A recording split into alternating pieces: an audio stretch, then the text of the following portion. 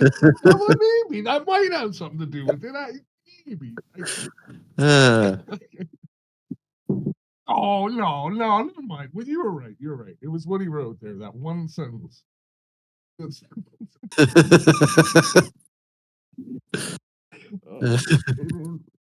oh fuck.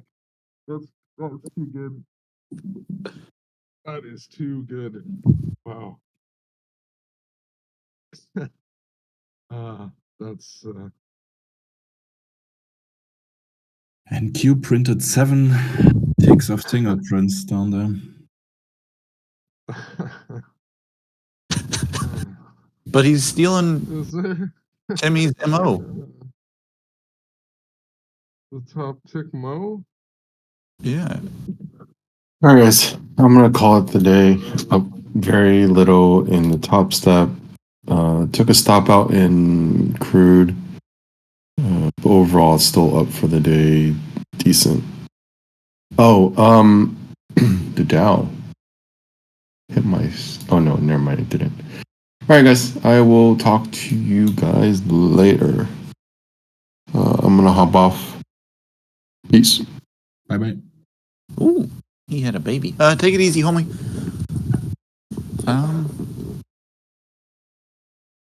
Yeah, see, crude was just a fuck around all fucking day. See this? Nothing. It was. I am glad I only took one. Gold, almost the same fucking idea.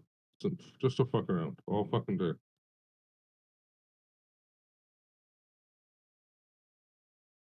Seven ticks worth of single prints down on NQ, by the way. Just don't know if you heard that. What does that mean? Is short 2 of those? That's up. That's quite a finished auction, I'd say. Oh, I see what you mean. Looking at what time did that come in? My fang chart. On that last push down. Yeah, no, at 12:12 in 55 seconds. Yeah. In 55 seconds, that's the 7 that you're talking about. Mm-hmm. Huh. I see Apple going up, Google going up, Microsoft, Netflix, Tesla, Amazon, and finally Nvidia. Is there some news on Nvidia, or why is the fucking mega cap stock down 4% all the on chips, nothing day? All the chips are taking a bit of heat right now for some fucking reason. Maybe it's who the fuck knows? Maybe it could be something stupid like automakers fucking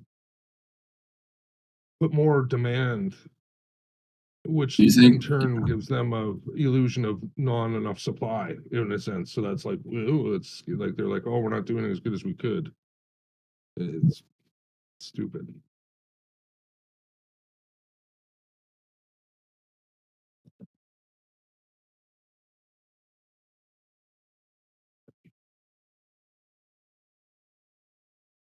Yeah, AMD, everything. Yeah, they're all getting beat up. Gently beat up. Where the whole while the bonds are just slowly creeping up, and yields are falling down. This is hard to listen to sometimes with having that shit in the background. Your top step TV? That, and I have the financial juice guy going off every once in a while. Juice. That's a good site though, huh? Yes, actually, yes. But it doesn't beat that other news site. That one news site is the bomb. Which one? Which one is it? It's the not the Forex Factory. That one's okay if you're like, say you're on your phone or something, but it's the investing.com one. Oh yeah, that's I think that's the one you sent me, right? So like that one is the best. That one has every little motherfucking shit. It does, yeah. That's got an expensive premium as well.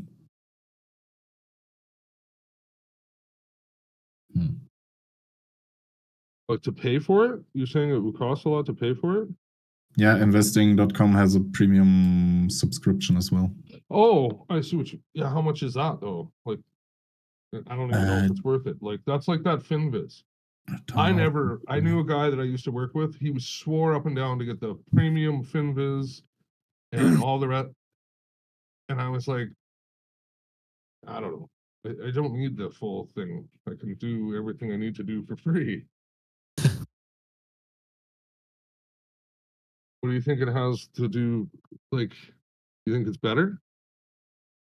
I wouldn't know actually.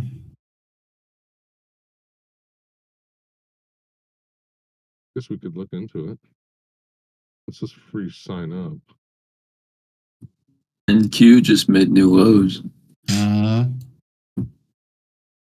It So freaking broke did. that, Yep. yeah, see?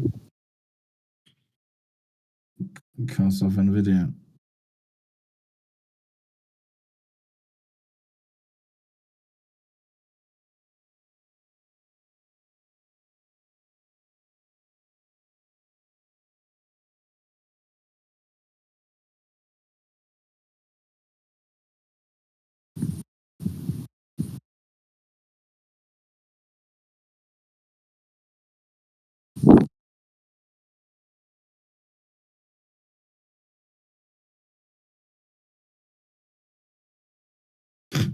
Well, I think I'm chalking it up as, it's an earnings.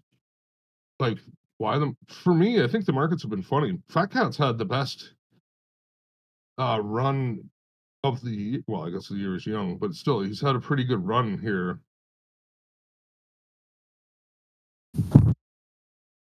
Huh. It's interesting how, because up to that point, Fat Cat was actually having a more of a struggle in, like, say, the beginning of January. And I thought the beginning of January was better trading for me.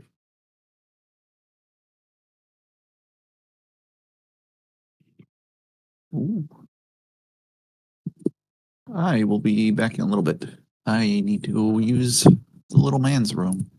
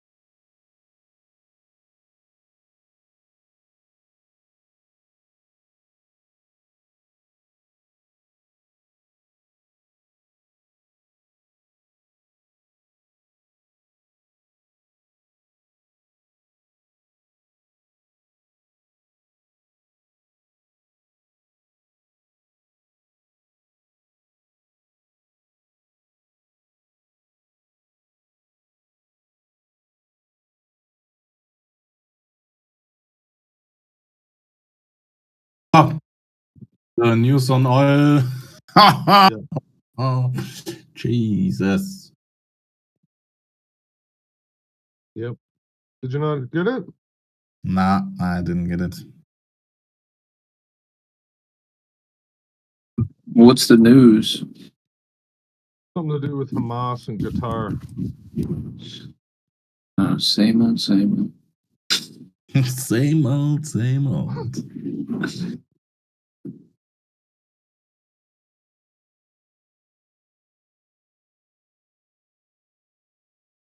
Yeah, but yeah. Oh, there you go. So yeah, should have been paying more attention to that. Yeah. Son of a bitch. Now, this could just be the very first leg of this fucking crude rundown, right? Like, you could probably still get this. It's a chase, but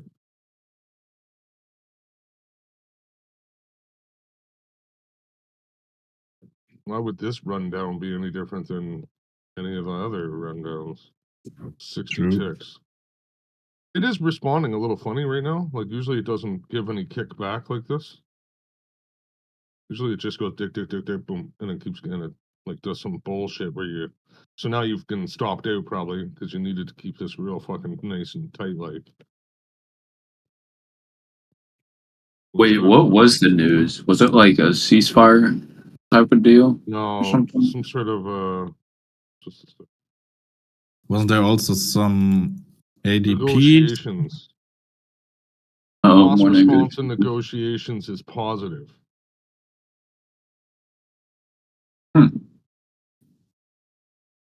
We have API weekly crude oil stock. Yeah. I wonder if that's part of this like little lift in the indices. No, I think that's Nvidia. Nvidia did a stop run and then turned. Oh, did they fill that gap? I Yeah, don't I'm going to agree with that, Timmy. That there, Timmy. Yeah, I'm going to yeah. agree with that, Mike. And you know, here comes Microsoft to kind of finish it up. Tesla was also involved with that. You know, it's probably bullshit. It won't go very high up, but that I would say that. Yeah, I would agree with that. Crude oil, like, yeah, it doesn't really. You know, if we're almost, I'm not going to say it, but we're right close to the front line. Like, we're extremely close. Like, almost as good as you know, like, before you start getting into like true professionals that, you know, work wherever on Wall Street or whatever, right? Like, I know there's a huge jump between where we are and where they are, but as far as retail, I think we're pretty. We were 20 seconds behind that move? Not even. That's pretty good. Mhm. Well, I know it sounds like it, but that's actually pretty good.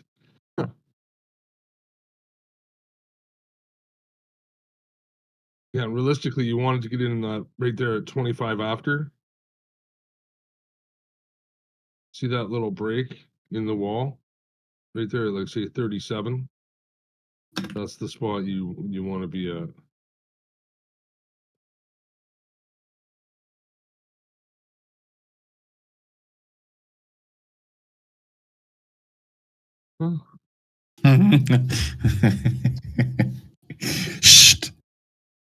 Huh. Shh. Good. Shh. Good work. I We're am still back. on schedule for the end of the year then. Good. Oh, my crude trade worked out. I'm depending everything on Oh. Nvidia. If Nvidia turns, I'm getting out of it. What do you mean your crew Right now. trade working? Do what? What? You were short? You went. Yeah. How did you do that? I What the was hell? on the toilet and I logged into Rhythmic and You're clicked the. fucking crazy. What price did you get? I'm just kidding, buddy. I've been wanting to be short crude all day and I just gave up on it. Yeah. I took a short pre-market and that was it. Uh, Oh, yeah. I bet rain is like super short though, aren't you? Going on? Oh I yeah, hear dude. cat. 73.82. 73.82. Yeah. You caught the you caught that wick. Nice. Yep. Actually, there was 113 traded right there, so you might have actually gotten filled. Yeah, I filled all those I actually. bet that was all you.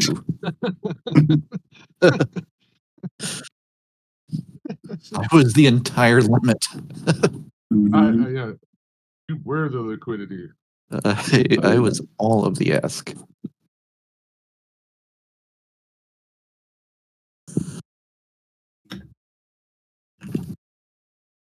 Yeah. Yeah. Yeah. Can I get a? Oh, Yeah.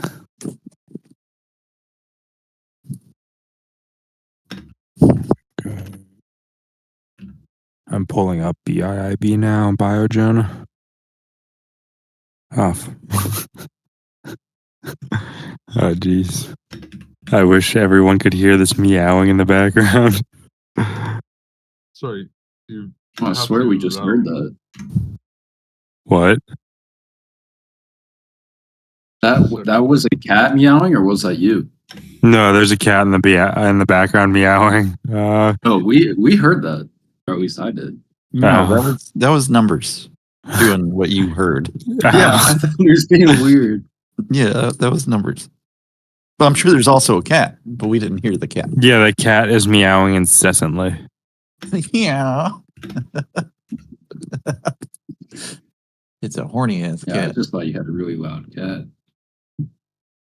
It's a pretty loud fucking cat, but I guess the headset isn't picking up much of it because there is.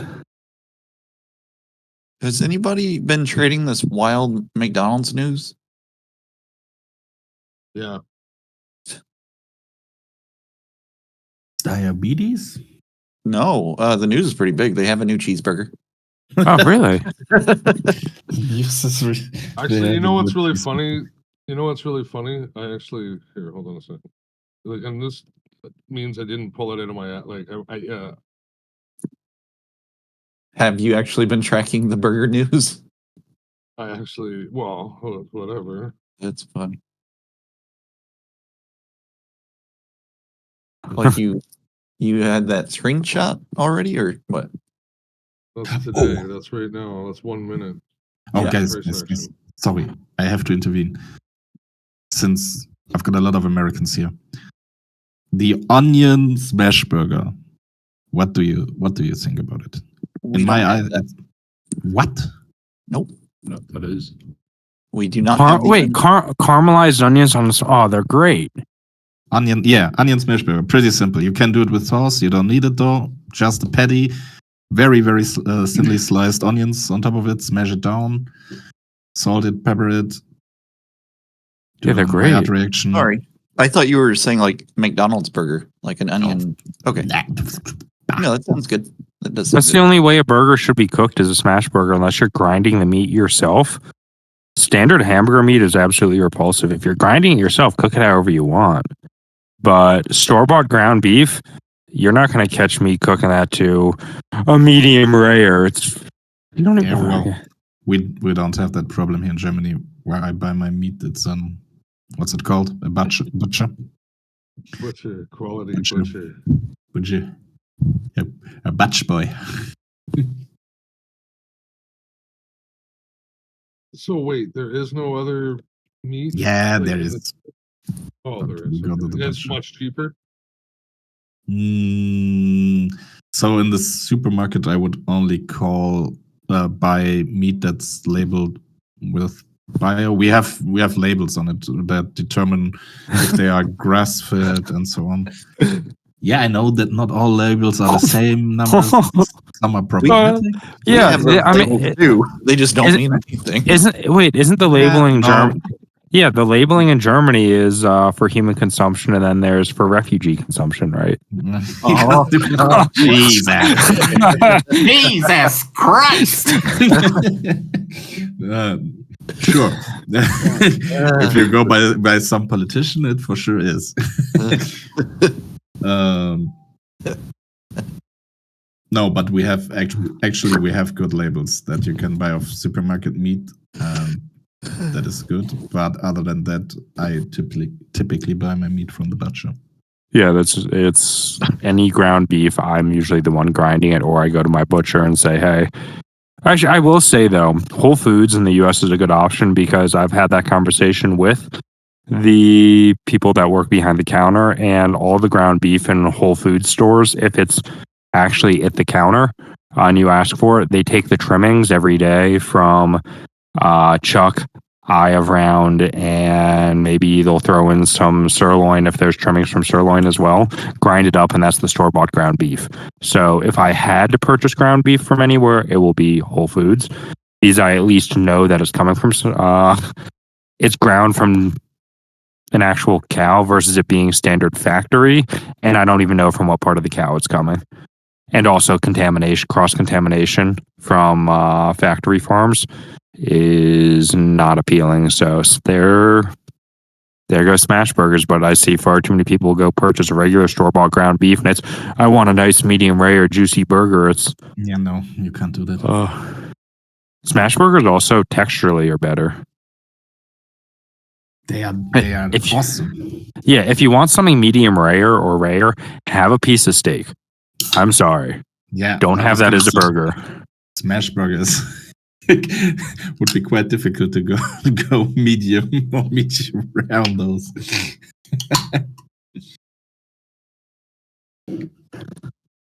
But so you're the only one who knows the burger.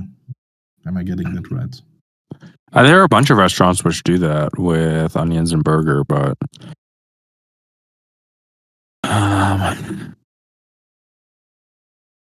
Harvey? All right. So what is this smash burger? You take an onion, you chop it up thinly, and Very then thinly. you smush the ground beef onto it. You basically put a ball on your griddle, beef ball, put the onions on top of it, smash it down, salt it, pepper it. So you smash it down very thinly, the burger and the onions.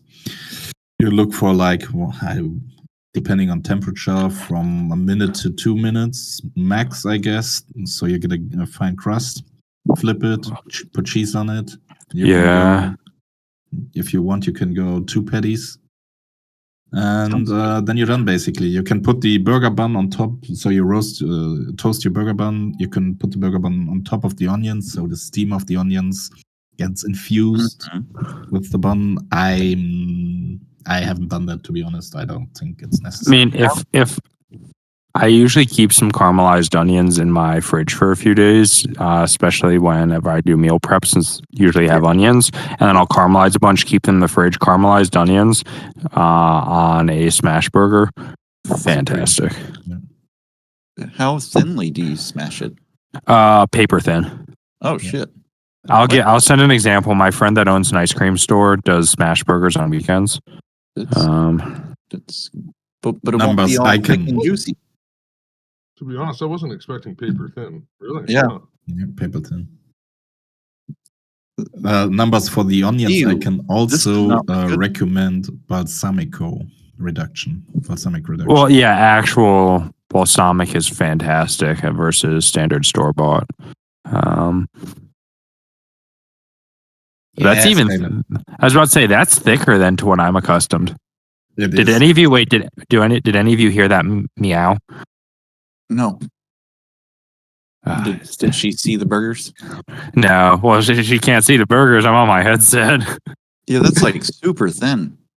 Here, let me send you. I don't know how I feel about that. I thought maybe like 3/8 of an inch, but that's like not even a quarter. Maybe it is.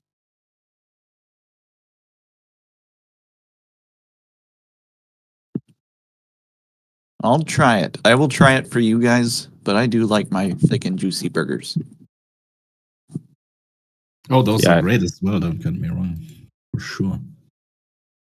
But there's something about a simple burger being that good. Hmm. And if you want a quick snack and you don't want to cook like, I don't know, half an hour to an hour, those can be done in 15 minutes and you're set to go.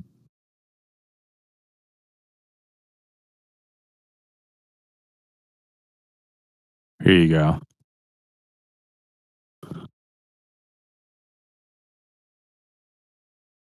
Yeah. Oh, 1 second. Okay. Yeah. That's indeed sin. So, okay, here are my returns over the past year with Biogen. Let me go to.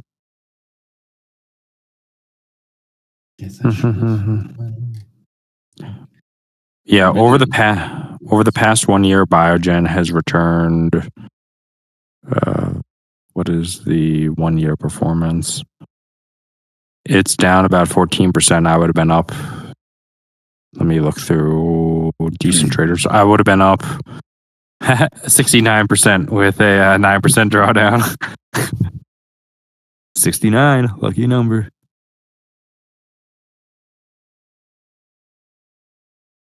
I would like to be up 69%. I had sex last night. Or did I? I don't know.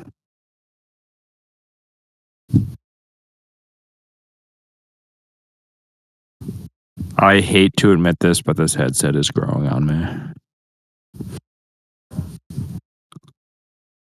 Trader Bob. It sounds familiar. I think I paid that guy money at some point. Yeah, sounds about right. I think I paid him money too. For drugs.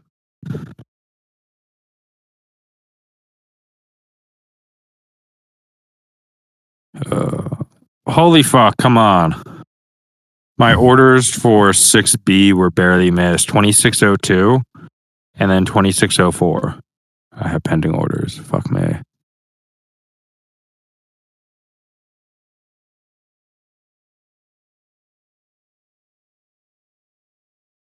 You want to long pound sterling? No, I want to short it. So some sort of hostage something.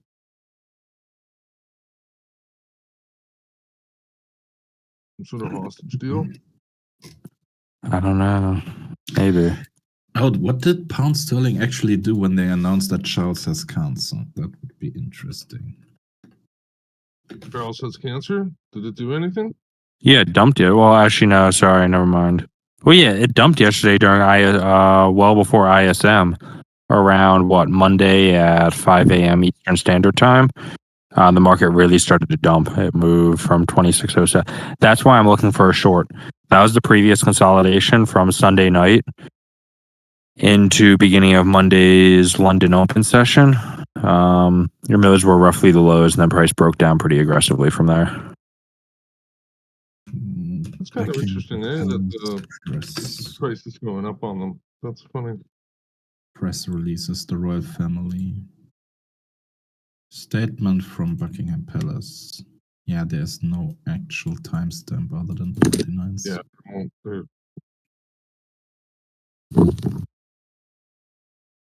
Actually, that might work. What does anybody know roughly what time it was? Oh shit. I'm seeing news that are about 24 hours ago. Shit. Which Never mind, it won't go back far enough.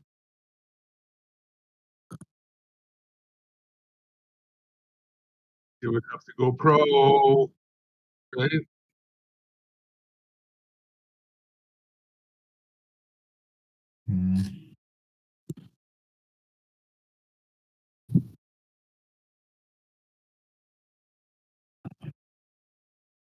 Does anyone here have an Apple Card out of curiosity or no?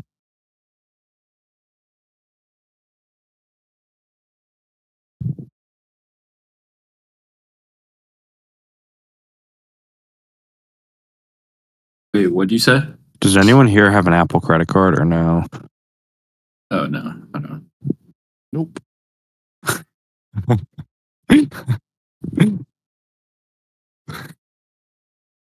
This cat has the most peculiar meow. It's not a meow, it's a mow. Mow. Ow. Ow. Holy fuck. Okay. Biogen 2021. Let me look at the actual asset return. You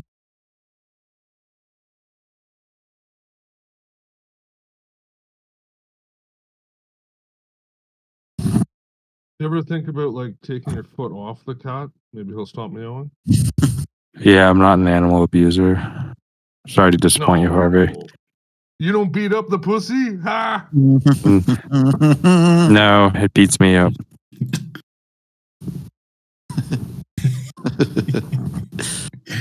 See how I set that up? I like choreographed it. It was like, what? Like, that was like fucking Mike fucking Tyson. That was good, buddy. And then That was good.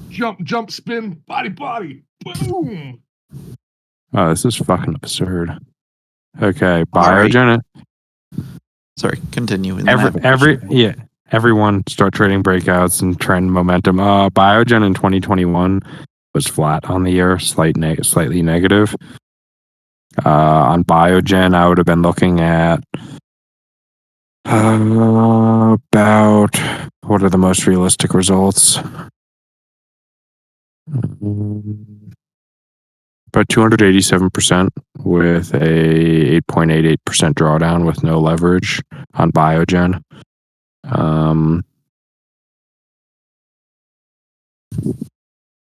Yeah, I might be going hard into equities relatively soon.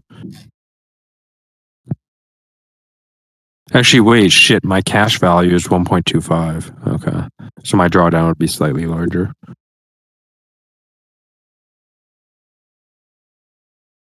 What was the question, Bayman? So when you install Vector BT, I Okay. thought included in that installation was all of the libraries and packages. It is, yes. But there are certain, for example, TAlib there's a dependency on it. So certain libraries have dependencies. And you might have to update certain packages and others not. Okay. Yeah, I'm seeing like a lot that I'm missing, like the pandas, TA, and let's see, pandas, TA,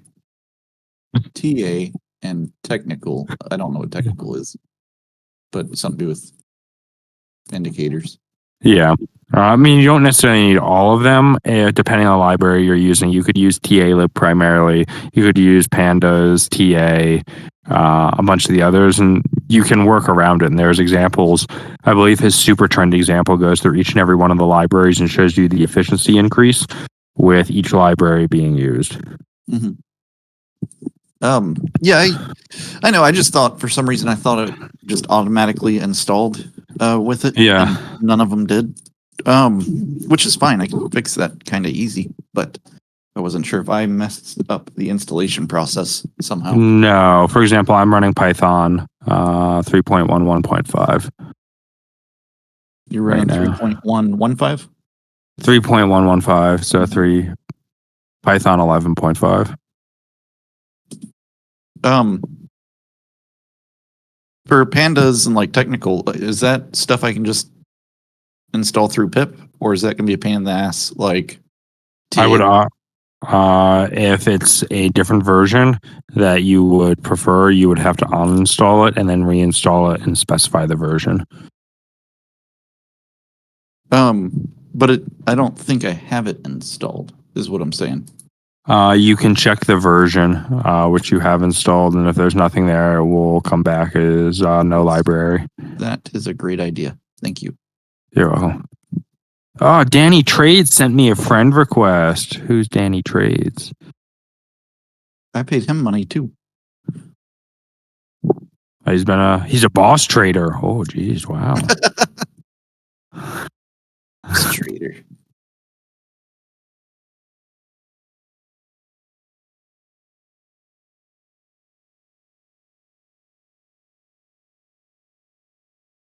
No, I just have to do that. Oh my god, my skin is shedding on like anything else. I don't have hair dander, I have face dander with the Accutane. Fuck.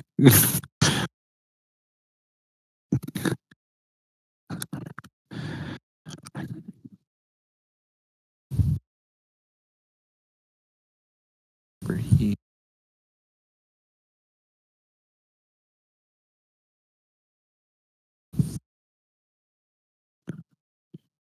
Holy fucking shit.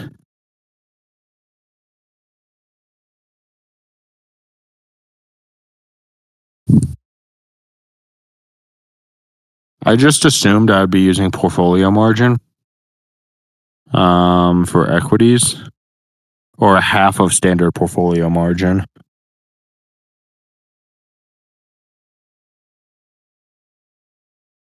Holy shit.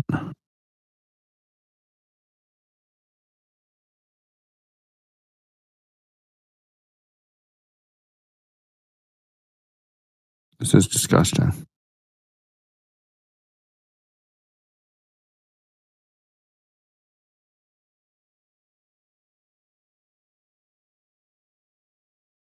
let's see. Kimmy, if you can hear me when you return, let me know. Because crypto in a lot of circumstances doesn't actually make sense compared to equities.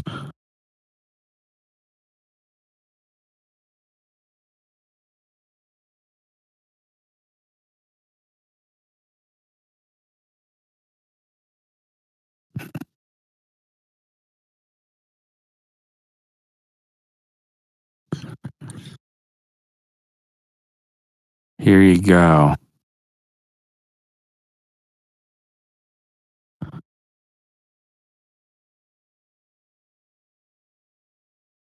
A dog. Dalgo.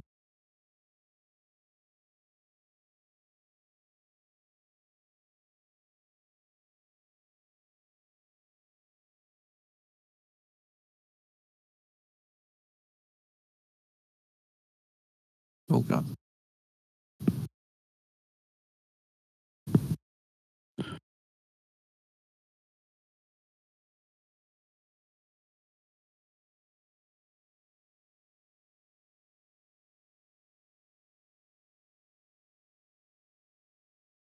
See, I thought I had pandas.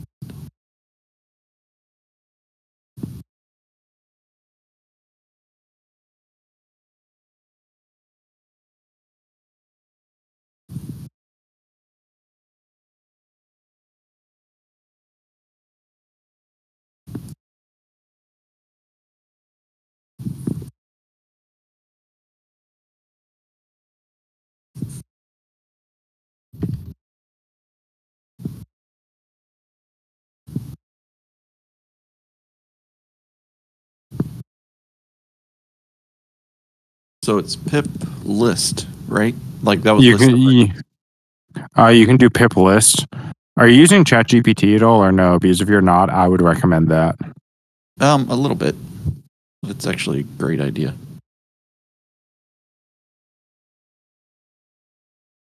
Yeah, it's about to become your best friend.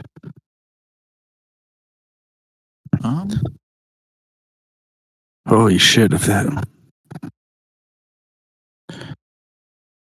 Oh, new person coming to the party?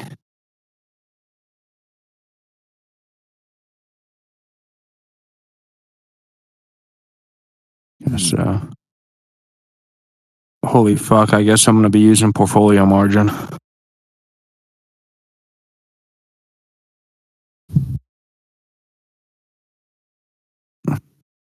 So it's actually, I'm confused. Let's see. It's not showing me things that I know I have. And I am in the environment. Okay. So I'm in the vector BT environment. Then I hit pip list and it's not showing, it's not even showing vector BT in it. I'm confused. Yeah, I was just open up a ChatGPT window. Yeah. No, I am in the wrong environment. I forgot I made two last night. I don't know if Harvey can hear this, but introducing some leverage into trading Biogen it changes the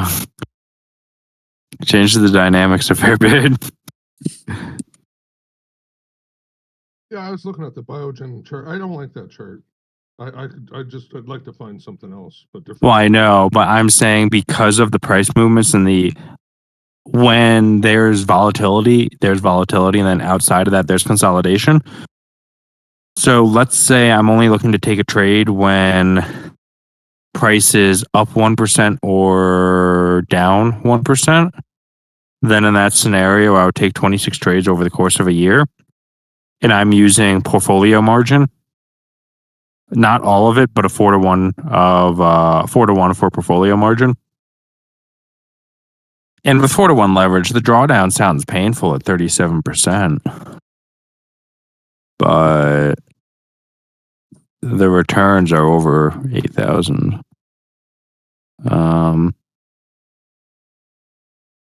So you could scale that risk accordingly of just say, hey, I'm going to put in a couple $1,000. Yeah, exactly. You don't have to put 20 grand on it. Like, yeah. Oh no, in all honesty, if I'm going to not do that because it's going to take so much time. You want this thing to hold the stagger of the, let's call it payout, is going to be kind of an important thing as well. That's going to be almost borderline unpredictable. Well, it's unpredictable. You're taking about 18 to 25 trades per year. So one of every 10 days, you're maybe taking a trade. But realistically, it's probably high volatility event. And this is assuming compounding of cash value. And if someone were... when you mix that with 100 products, because we're only going, say $200 per product or $500. Oh, yeah. Right now, the payout, like, the thing could sit there and be in a drought until the very end. And, I don't know. It would just. Oh, exactly. Well, granted, I'm not going to be running this on 200 products. It's initially going to start off as maybe 5 or 10 equities. So you're probably averaging out to 500-600 trades per year. But with the biotech numbers, simply throw a fixed amount of $3,000-$4,000 into the biotech names, a bunch of the blue chip biotech names, with 4-to-1 or 5-to-1 leverage. And at that point, a couple $1,000 with these type of returns, end of year, you're going to be sitting on a shit ton of cash, trading with 5x leverage. So you're essentially trading, let's just say you put in 3,000, you're trading with 15,000. 15,000, you capture what's the average TP? You'd be capturing a $15 move. Roughly $12 to $15 move. So $12 to $15 on that would be 4%. So 4% return on 15,000. That's looking at only 600 your first trade, but then you have 4x leverage on the 600. So that's essentially $2,400 more buying power. And then if you capture something similar again and again and again, that easily compounds into larger and larger effects. Yeah, I actually wouldn't be opposed to throwing $10,000, $15,000 at Biogen and just letting it sit in there for a year.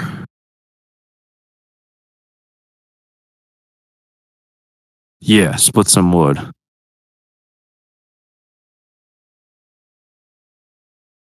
I was splitting some cheeks last night. This dog is not my dog. Yes, You can't follow those two statements up together like that. No, dude. Look at numbers. Numbers just met this chick. Slept with her like once or twice, and now he's taking care of her dog. No, we've been seeing each other for about 3.5, 4 months now. Oh, so this is the different. Because when that ended, I started seeing someone else right around that same time, and okay. The returns in 2023 with 4x leverage weren't nearly as good. You're looking at 22 trades. A 561% return with a 38% drawdown. Still fucking fantastic. But those additional 10 trades a year have a significant effect on the total return. So it's only at 20 trades, 2019 trades versus the 26 to 27.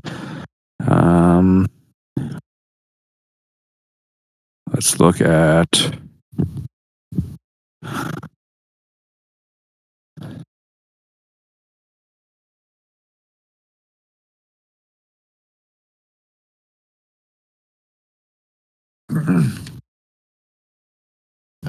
All fixed.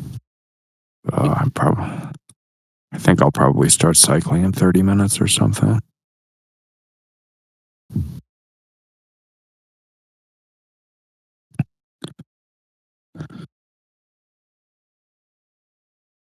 Do a little zone 2 for 2 hours.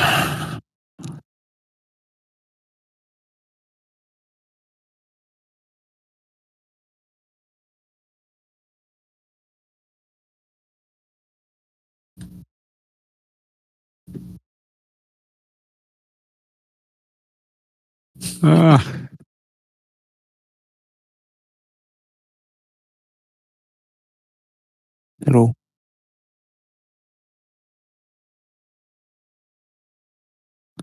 What the fuck? Since when has Eli Lilly been trading at almost $700?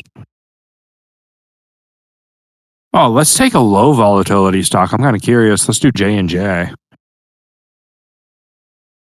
If it trades on NASDAQ. Does J&J trade on NASDAQ? Yeah, it trades on NASDAQ. Okay.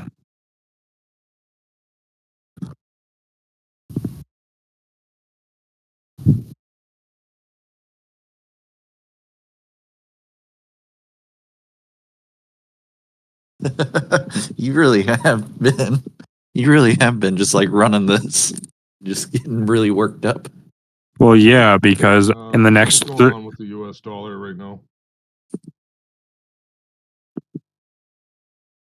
Something's going on with all the currencies right now.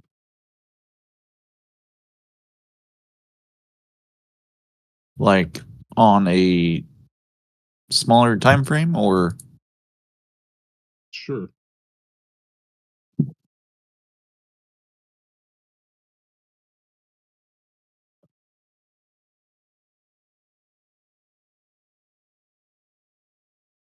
Oh, I was filled on the first leg of my position at 2602. That was that auction. There's that bond auction or whatever. It's a note auction. That's probably what's happening. Yeah, bonds are kind of running up.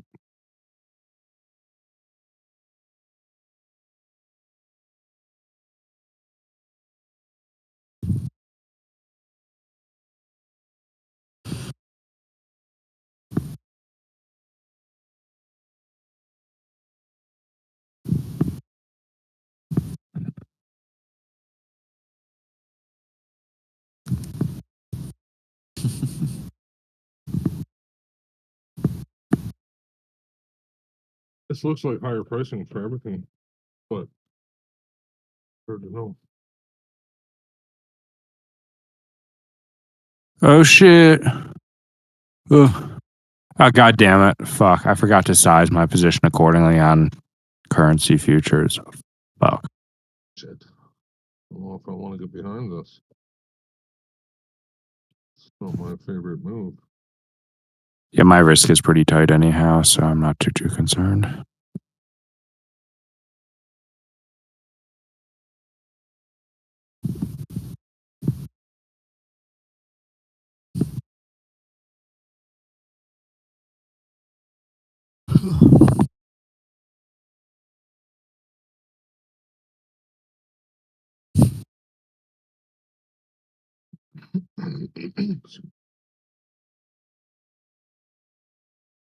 Microsoft is.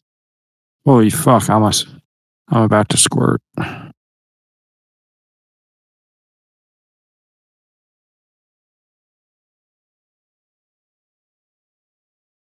I will say, for productivity purposes, for this use case, I would not recommend most people purchase an Apple Vision Pro. But with how immersed you can be in your work, Because I don't know about many others or how many of you travel frequently. I think if you're traveling frequently, it's great. But if you only purchase it to watch movies, not really. Do you I'm gonna be in Denver in a couple of months. Okay. Not for very long. Okay. I don't know if you'd be interested in getting a coffee or something. 100%. I'd be down for that. When in a couple months. I mean, it's Think I have to go check the map. I'm going snowboarding. okay. So I'm only gonna be like in Denver, like at the airport, or like. Give me just a second. I'm gonna go check my calendar. real Yeah, quick. yeah.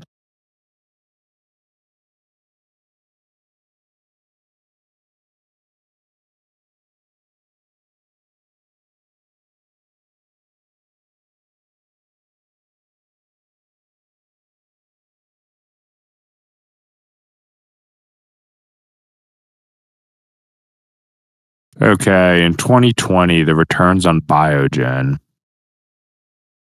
you would have had a 34% drawdown with, if you're going to have the realistic numbers versus trading slightly more conservatively, would have ended up with 2,800% returns. Yeah, I'm going to probably toss. If I can validate this slightly further, I'll probably toss 10 or 15,000 into some biotech names. I will be getting there March 20th Okay. and leaving. Let's see, March 20th. I didn't even look at when I was leaving. Actually, I'm a dumbass. I think I'm leaving the 24th. Yeah, the 20th through. Nope, that's the wrong month. The 20th through the 24th. Yeah. Okay. However, on the 20th, I know it's a little bit early, but I'll be like just sitting around near the airport Okay. for like 6 or 7 hours while I'm waiting Yeah. for people to land. Okay. If you're free on that day. That would Yeah, be when we're closer to that date, let me know. I think I might have a friend's bachelor party, but yeah, let me know. sweet. That would Which be I'm sweet. gonna literally show up for 3 hours to the bachelor party and be gone. Why is that? I don't drink. I don't like doing Oh, it. that's true. And they're doing a bar crawl, and it's going to be okay. Doesn't really do much for me. Mhm. Still cool that you're showing. What? Yeah, exactly. That's what's important.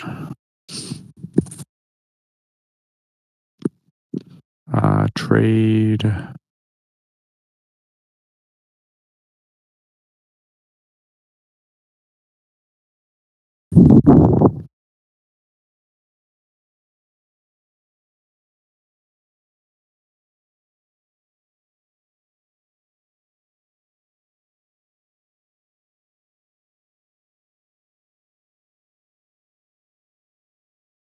I'm running J&J right now. Come on, let's dump. Let's dump. Oh. Oh.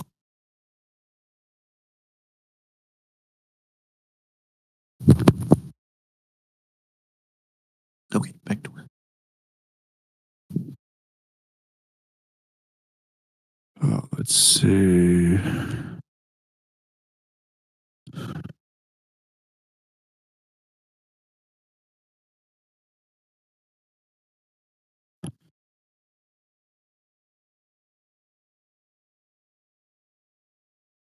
I used an Instapot for the first time last night, and which is hard to. I used an Instapot for the first occasion last evening. Considering all the cooking equipment that I own, it's a bit surprising I've never used an Instapot, but yeah, pleasantly surprised. Yeah, I like them. They work, or they used to work when it was just me and my lady friend. But now that we have more people living here and feeding more mouths, it doesn't work too well. But it's perfect for like one person or 2 people. Awesome. Okay. Yeah, J&J is pretty fucking boring. Oh, I'm a dumbass. Sorry, the Instapots are like pressure cookers. My bad. I thought you were talking Yeah. about air fryer type thing. No, Instapots. So it's like a super crock pot. Yeah, pretty much. Because I've always had my rice cookers. I've had each and every piece of equipment versus an Instapot, and I figured it was saw it on clearance. Oh, I'll pick this up. Normally $200 or something. It was $80. Yeah, can't really complain. What time is work it? just as well for the rice? Or did you try it on rice yet? Not. I haven't tried it on rice yet. I'll probably still be a rice cooker person, but supposedly it works well on rice. We're most likely going to figure out. I usually don't like rice all too much. I'm more of a potato, meat and potatoes. Potato. Japanese sweet potatoes are the best potatoes. I think the best discovery I ever made in my life was, or choice, was like when I started using a rice cooker. Mm-hmm. That makes rice like 100% better. Oh yeah, that makes rice palatable. But my main gripe with rice over, let's say, farro or some other grains is it sits in the fridge for a day and it's you cut your mouth on it the next day.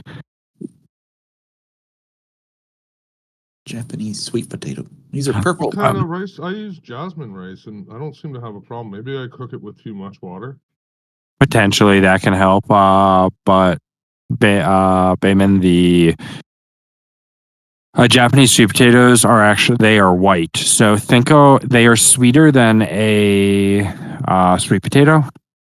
However, they have the texture of a russet, so you don't have the mushy consistency. It gives you the best of both worlds: the firmness of a russet potato, but the sweetness of a sweet potato. Yeah, that's like an ambrosia apple. That's fucking perfect. Oh wait, that's not a That's that's not a Japanese sweet potato. That's just a Japanese purple potato. Oh, I forgot they do have the purple potatoes. Sorry, I'm seeing a documentary about that. Yeah, I'm not wild about the purple potatoes, but Japanese sweet potatoes are the same price at Whole Foods as a standard sweet potato. But my God, I will not eat another potato from now forward.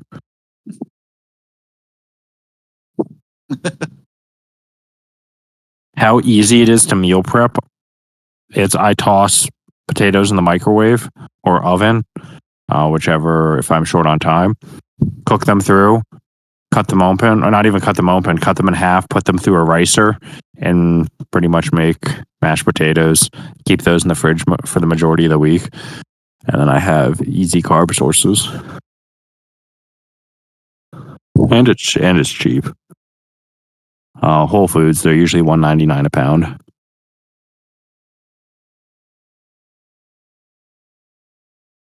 J&J is an underperformer compared to the other biotech, but that's not surprising because It goes sideways. well, it goes sideways. I mean, granted, 193% returns with 14% drawdowns is fucking fantastic, but that's the risk to it's about a 5-to-1. Total return to max drawdown, so that's pretty indicative of you can still make decent money on it, but it's not okay.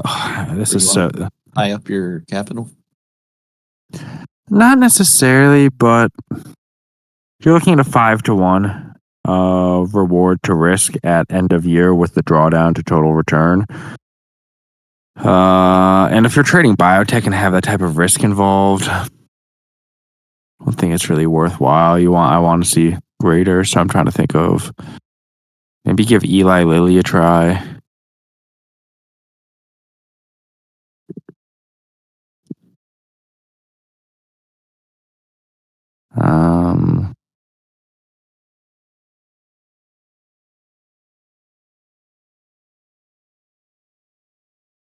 Yeah, let's give Lilly a try. I'll download that data. Because I'm trying to find a select group of maybe 15 tickers on equities, which I would be comfortable having this run relatively uninterrupted for 6 to 12 months.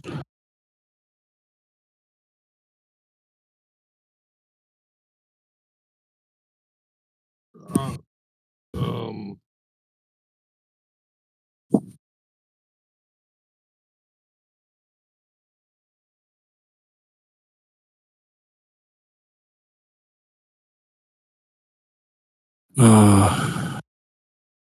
Come on. Come on, little buddy. Keep running. I'm up, what, 5 ticks on pound futures right now? So, nothing special. Retiring soon. Well, yeah, I slammed it with 800 lots. Don't you see that on the footprint? So you want just NASDAQ? Yeah, because that's my main data feed to which I connect.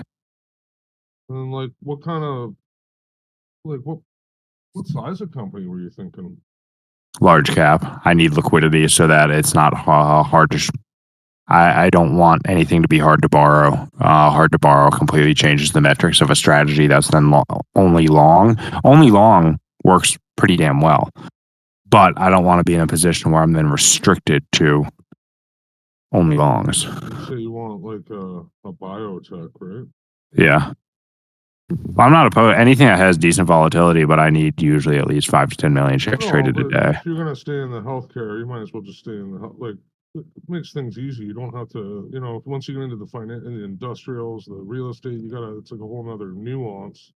Well, it doesn't matter for me. It's pretty much parameterizing. It's more or less what has decent volatility and is going to give you skewed risk to reward with a high win rate. Here's 23. 23 in me. Let me go to Lily now. And the win rate's fucking high on J&J, which isn't a surprise, but the risk to reward, there's Yeah, sure. in my bumhole.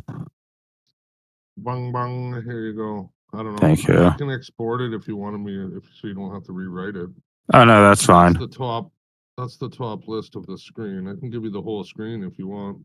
Oh no, that's fine. Yeah, thank you. Yeah, I'm familiar with pretty much all of Like, I these. can export it if you want it, or you can rebuild it from the same place that I just built it for free. Finviz or Yeah. Right. There's the scan. yeah. That's why I like Finviz. It's really fucking fast. Like you can do it's pretty fast. Yeah, I'm gonna have a conversation with probably my family later today about putting this on a bunch of the biotech names at small size. Right. Like see, even here in the PE column, there's 1, 2, 3, 4, 5, 6 that are red in color, right? Mm-hmm. There's only a handful that are, or I think there's only one that's green in the PE column, right? There's 3, 4, 5 that are missing. So you could easily sort this list pretty quickly. Like if it's missing, certain pieces of the, you can just say, well, fuck, like they're probably shady, right? Like, Yeah. so it'll shorten this list down to like, even if you want these. That's why I think it's pretty cool because you could actually look at this in a chart package and see that AMGN is actually in a pretty, cool spot to be whatever. It's way going up out above its skis. It's $317. AMGN. AMGN. What the fuck? Hold on.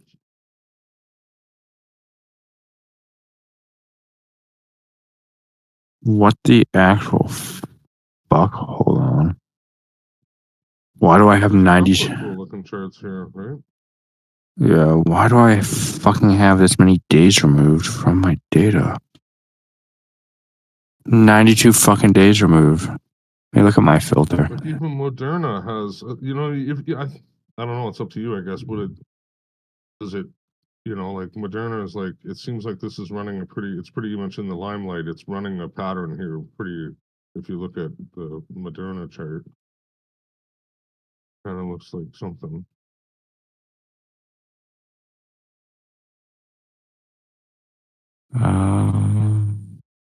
Yeah. That's actually a good list. Yeah, maybe.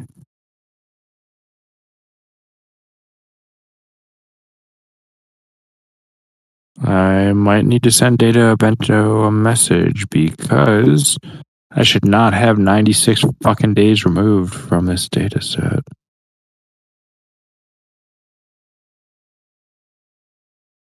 Yeah, BIIB is on the list, right? Yeah.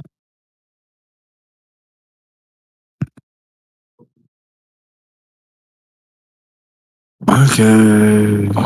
Clear.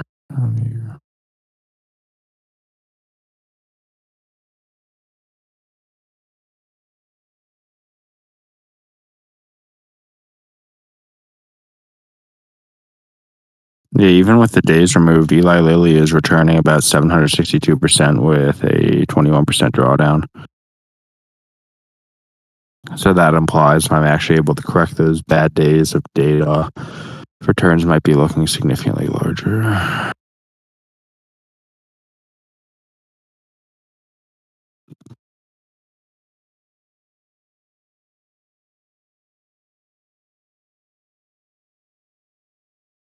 What the actual fuck?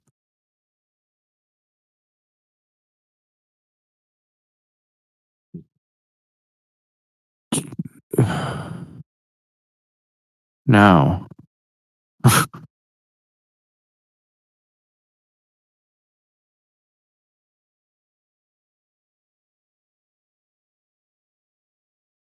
That's absolute dog fucking shit. Poo poo. Fudge.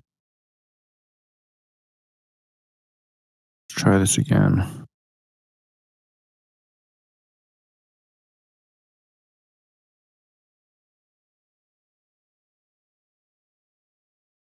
$230 days removed from 2020 data. Maybe the Eli Lilly data says dog shit, but this is fucking odd.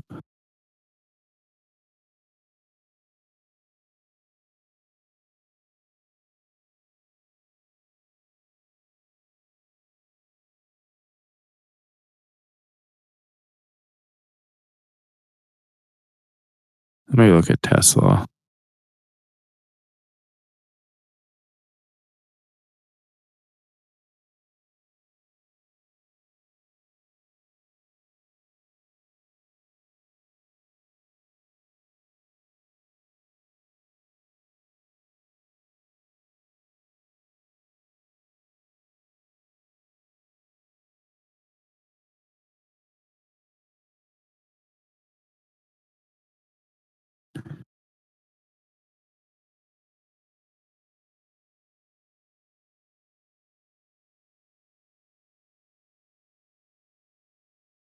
Okay, that's right.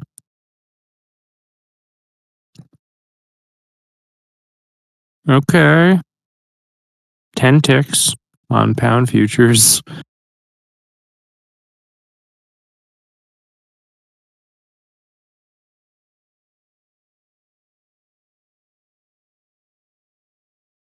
I took off the other portion of the position, so I only am going to have a fill at 2602. Really no higher than that. Because price is already starting to move in preferred direction.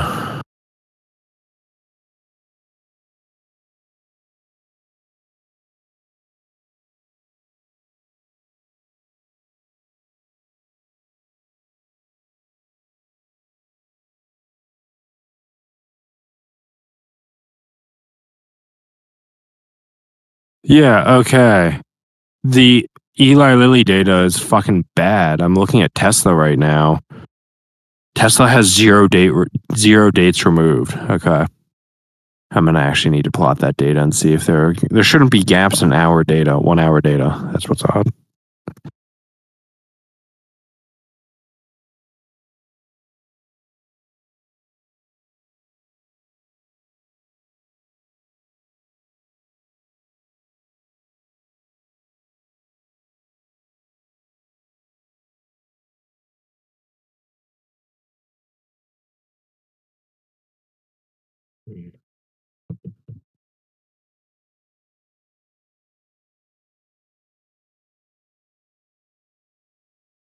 Mm-hmm.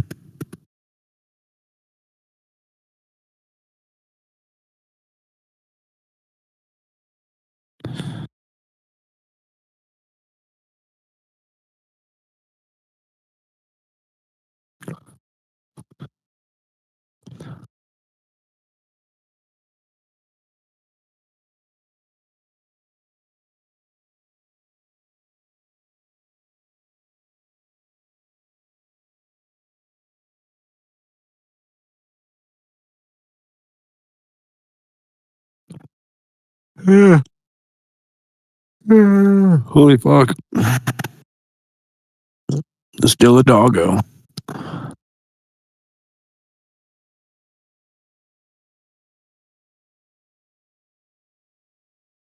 Let's see Tesla with 4x leverage.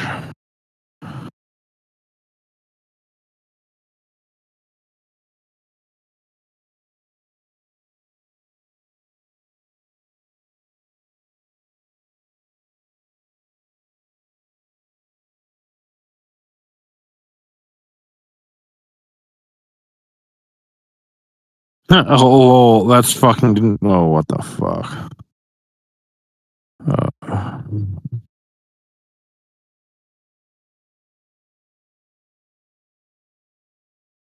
Maybe it's time to trade Tesla too. Oh, wait, shit. That was Tesla in 2021. Little mistake there.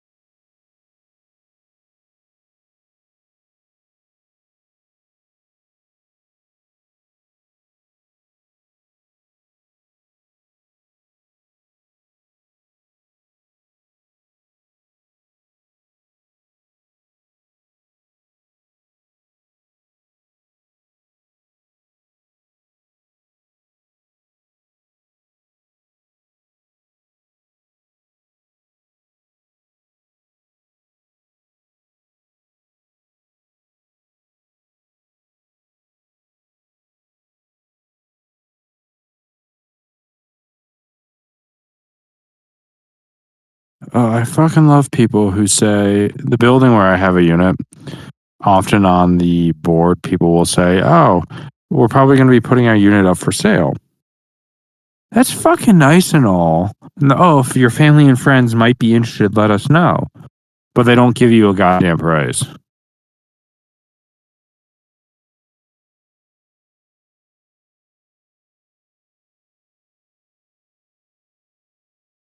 Therefore, you're inquiring about a property where you don't even. Yeah, let's see. Ew. The fuck? It's ugly.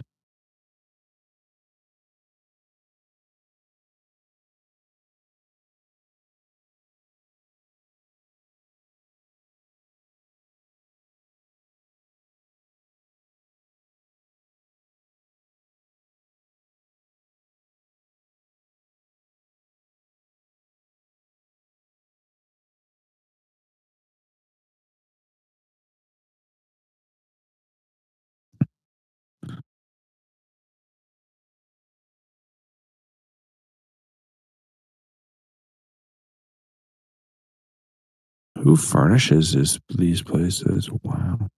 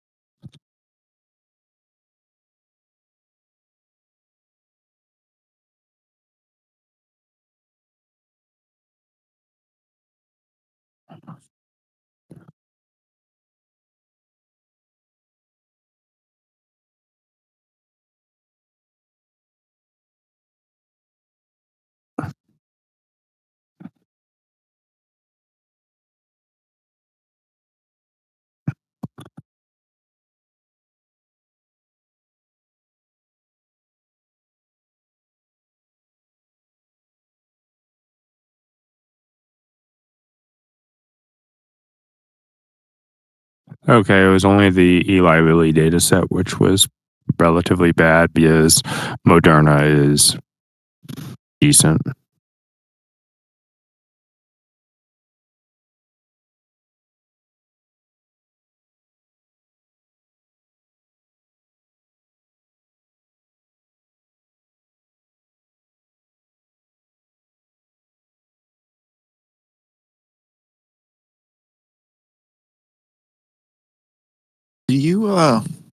Do you include holidays? It automatically removes it. I have a filter to clean my data. So let me go back to it. That's I can see how many dates are being removed to automatically indicate whether or not that there is data integrity. So often what I do is I take the start time, the end time, and then I do an index of that. Mhm. That index will give me the number of timestamps in the day. And for a day to be adequate, let's say you're using 1 hour data. Or 30-minute data for that matter, you would need a timestamp. If you want the strategy running from 9 a.m. to 16, you would need 14 timestamps. And any days that have fewer than 14 timestamps, you automatically filter those out. And I have a list because it's in an index. I automatically have a list that shows how many days are being removed. Makes life a lot easier. That's a much better way of doing it than I was thinking of doing it. I thought I'd have to like just pass a list of all the holidays over of all the No. dates. But no, I that's a great idea. That's way easier. Or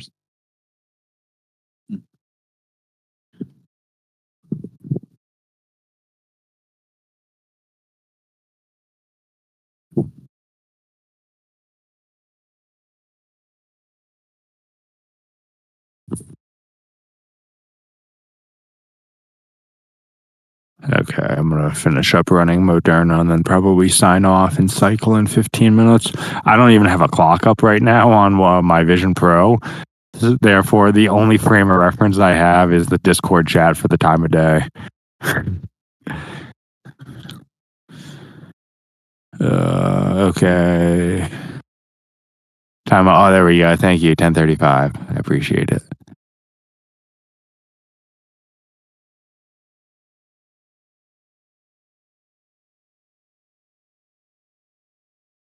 Let's see how Moderna performed in 2021.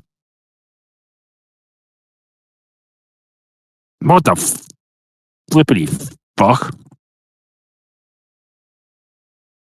Drawdown's painful. It's a large fucking drawdown, but I wouldn't care if I lost $10,000 with that return. Holy fuck.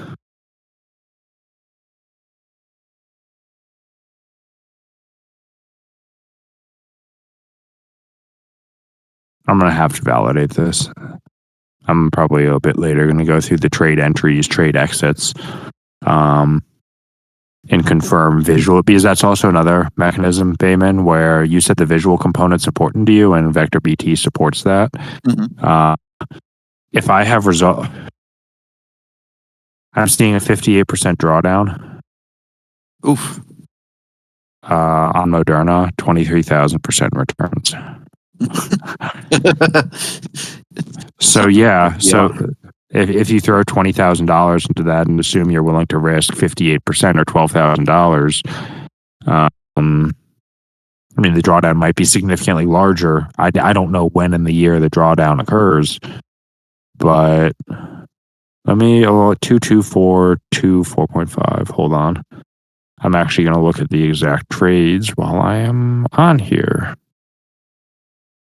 And then sign off, go cycle. Do you optimize for like each different ticker, or are you using the same? So that's the reason why I'm preferring 60-minute timeframes is the parameter selection is actually significantly less. And that is a perfect circumstance of the fewer parameters you can have on which you're parameterizing, the less likely you have overfitting. Mhm. But still, you're not using the same parameters or the same I'm using the same parameter selection across all futures, all equities, all everything. but are you like optimizing it per instrument? Like, oh yeah, each of them. The same values for Yes. Apple as you are for Moderna. No, they would be different. The SL and TP values, particularly, but the ATR, fast moving average, slow moving averages are all pretty consistent. Okay, yeah, that's actually what I was talking about. Yeah, the volatility will change, but for instance, your actually, I think earlier you said no, you didn't. For instance, your VWAP bands, like, Yeah. is that also going to change because the Oh, volatility is going to that's change? drastically different. That's dependent upon the price largely. For example, Nvidia or Tesla, I want to see a 3% move in the underlying security before I would even consider trading it. Versus other securities such as Moderna, I'm seeing it certainly likes 0.5% movement in price. As in 0.5% movement in price, you start to see a fair bit of follow through with those trades, and I have skewed risk. Oh, I could go to a 4-to-1 or whatever, but I usually like having the skewed R because even if you have an erosion in win rate, then you're typically in a slightly better circumstance. Mm-hmm. Let's see. Okay.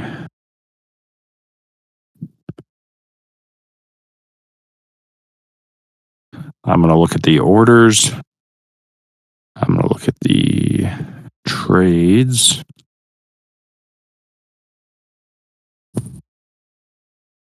Let me rerun this. I should have an answer with, and then if I wanted in Vector BT's library, I could okay, I need to restart. I could easily plot the trades. I might do that in a few moments. Okay, let's see the PF underscore stats, which is just perf stats.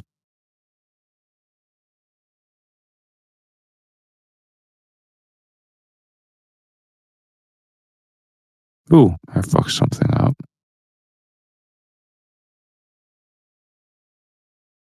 2-2. Oh, I accidentally flipped my slow and fast moving averages. That explains it. I was wondering, why is my drawdown 94%? It's because it was taking it's because it was taking shorts when it was supposed to be taking longs and longs when it was taking shorts. Much better. That's the total return I want to see. 72 trades. What the fuck? Best trade. Let me test another year with these parameters.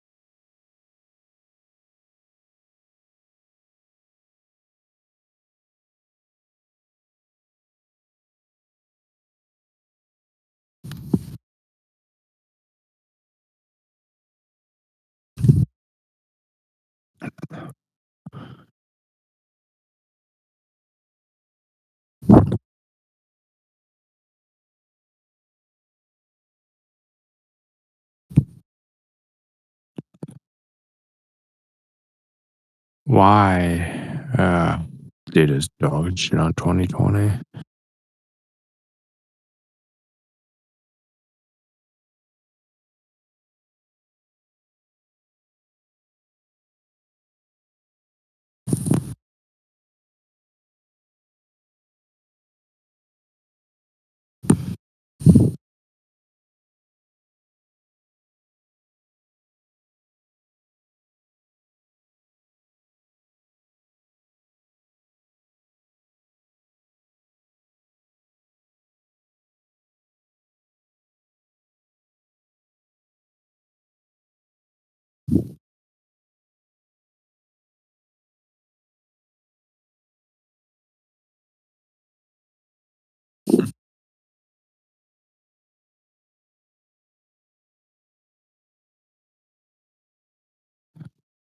Ah, fudge. My trailing stop's about to be triggered.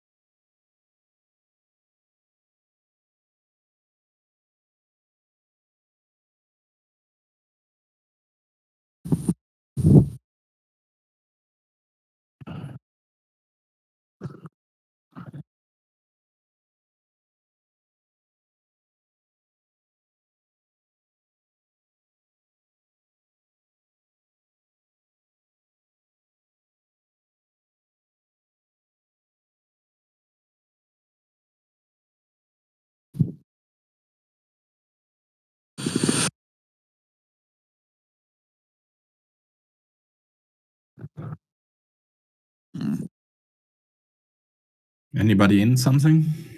I think I'm about to take a stop on my pound position because I had a trailing stop. It's now sitting at 2604, so slightly above the high. Good old Pound Town. Are we going to Pound Town tonight?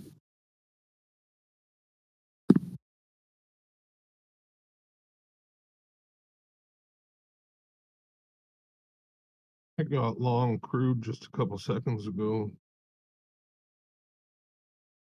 Or sorry, I got out of the long crude a couple seconds ago. There was like some more news or something, and it moved and it was breaking out.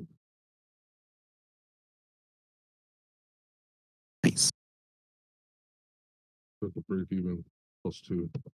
Oh. Damn. Actually, it's just a break even +1.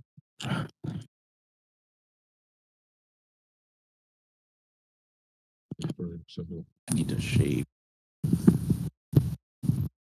I think ES is going to 81. And then you have to.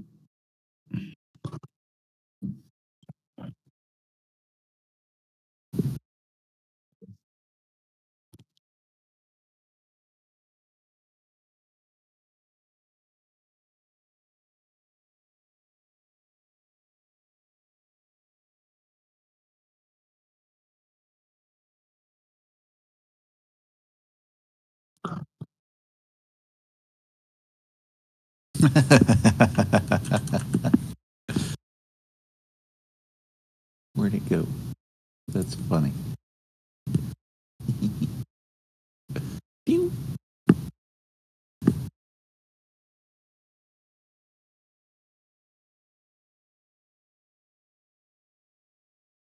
Oh, I'm posting in the wrong place. Oops. That's not where I meant to post all that.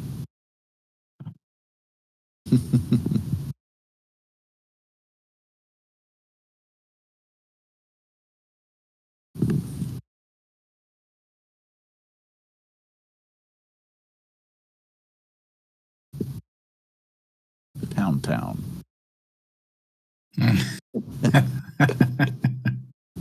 Pew.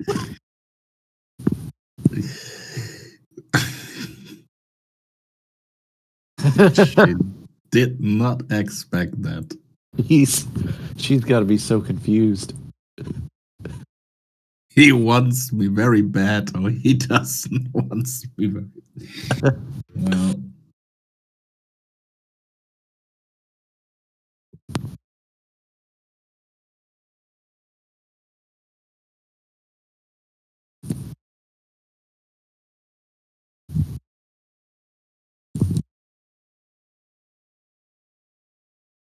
oh, Nvidia doing some price action.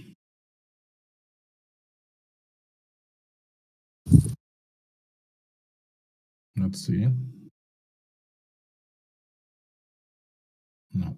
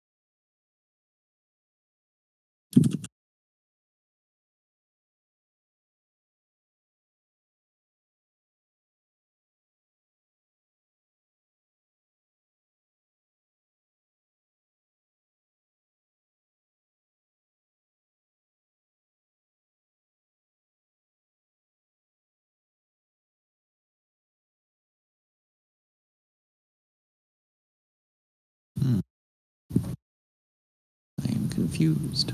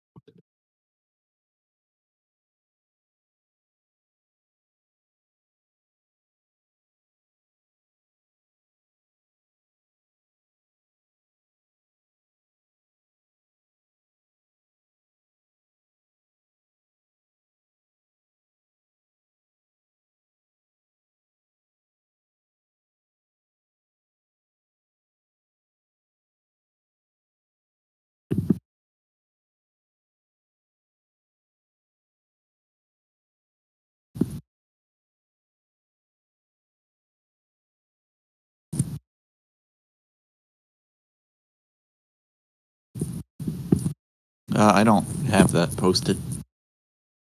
I don't have the indicator. But Harvey might be able to help. He just went on mute like a bitch. That was fucked up, Harvey.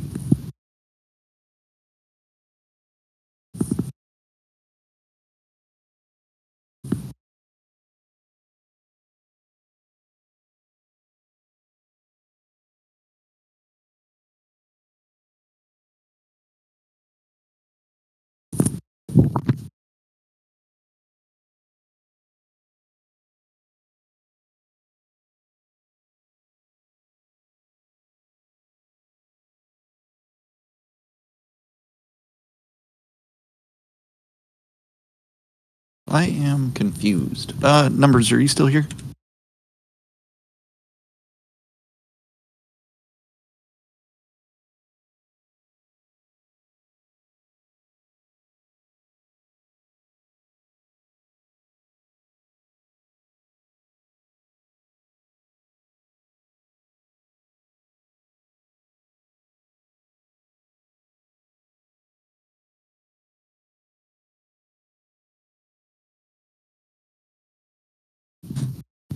Guess that's your answer there.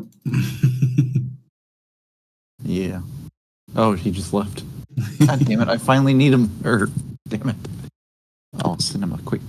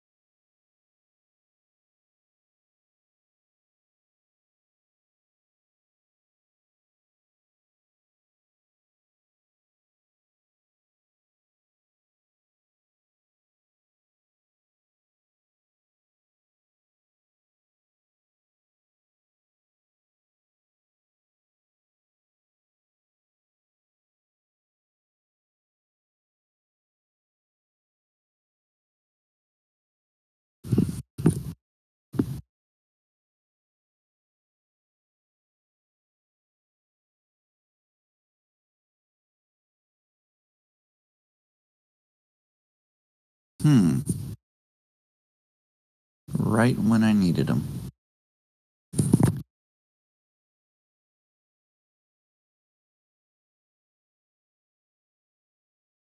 RSI equals.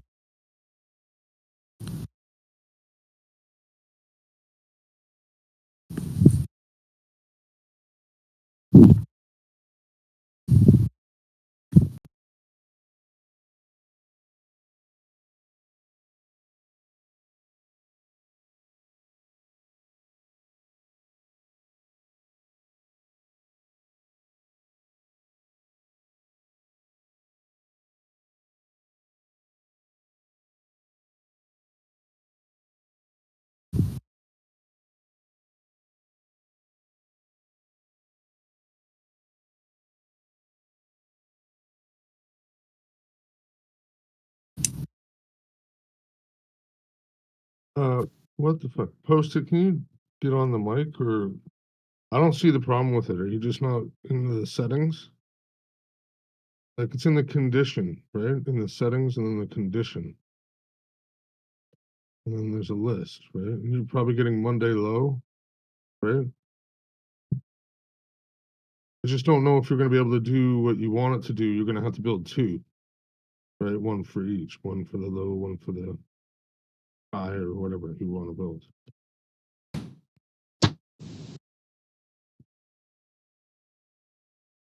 Okay. Well. The man asks for help. And I don't know. I got none.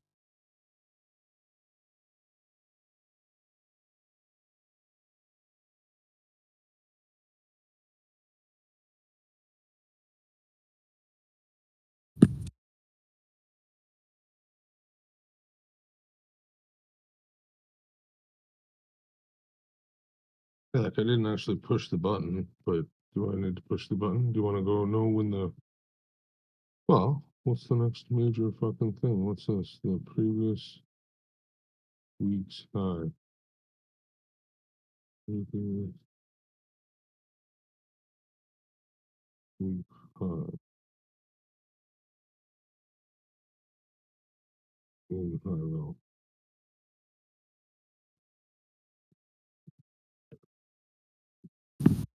Okay. I'm gonna go get something to eat, guys. Previous week high low. Mhm. Okay.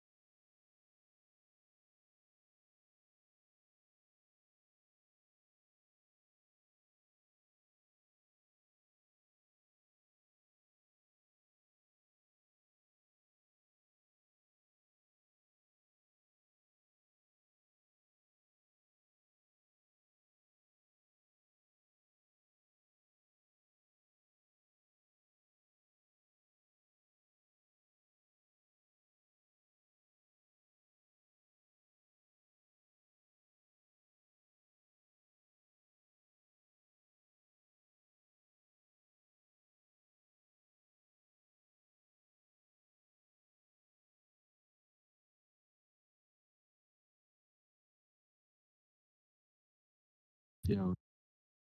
What up, Bayman? You there?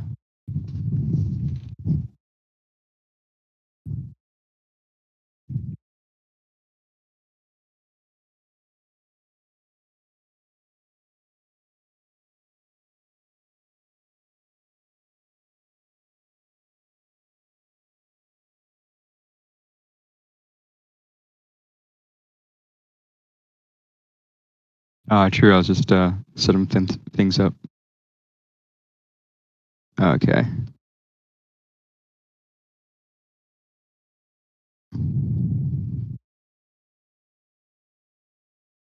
Yeah, I sent that message and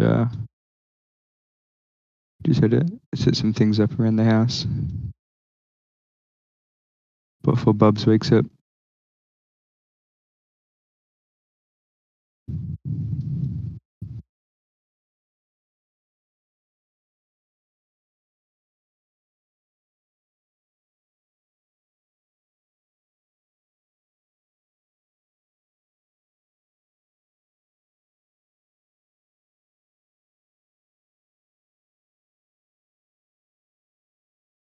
I'll be right back again.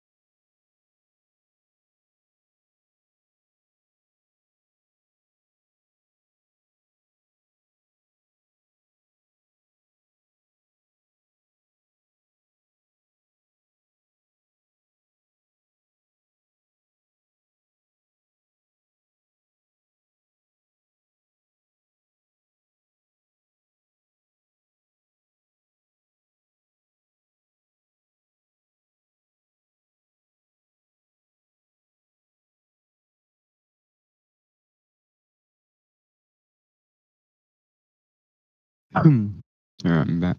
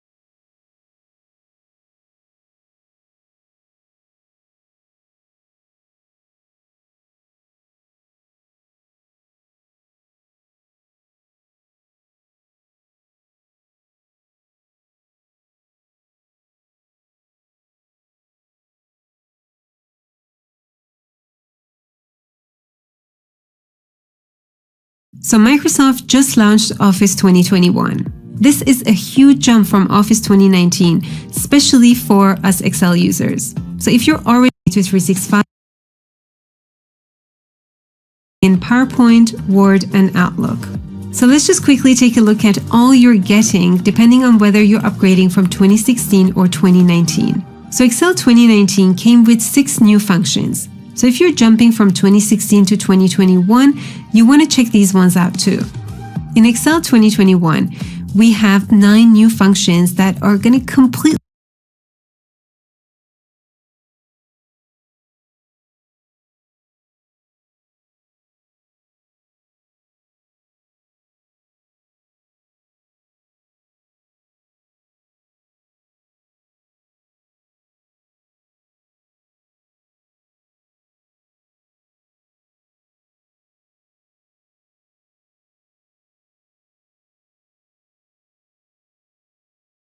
change the way you work with Excel.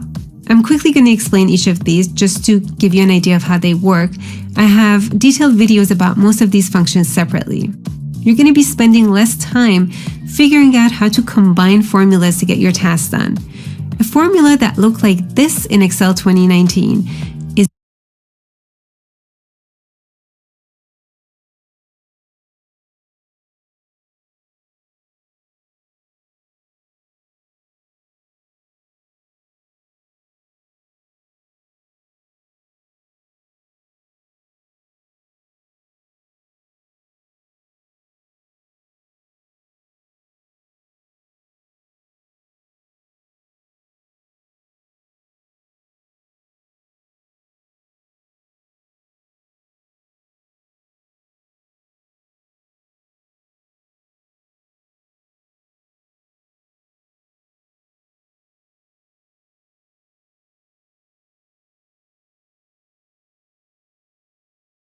is now going to look like this.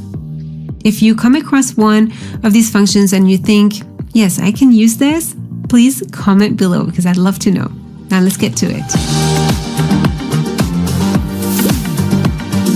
The first amazing function is the unique function. This allows you to get a distinct list of values, basically get a unique list. Let's say here we want to get a unique list for our departments. We just have to type unique, and all we need is to select our range, close bracket, press enter, and we have our unique list. The old way of solving this was quite complex. This is how it looked. We had to write our formula, and then we had to drag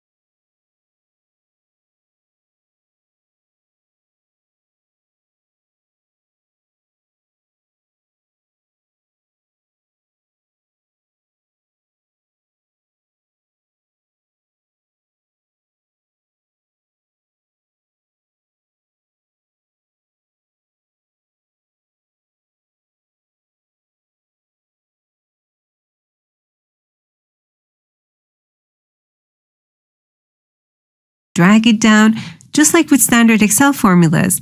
We don't have to drag our formula down anymore if we use these new functions, also referred to as dynamic array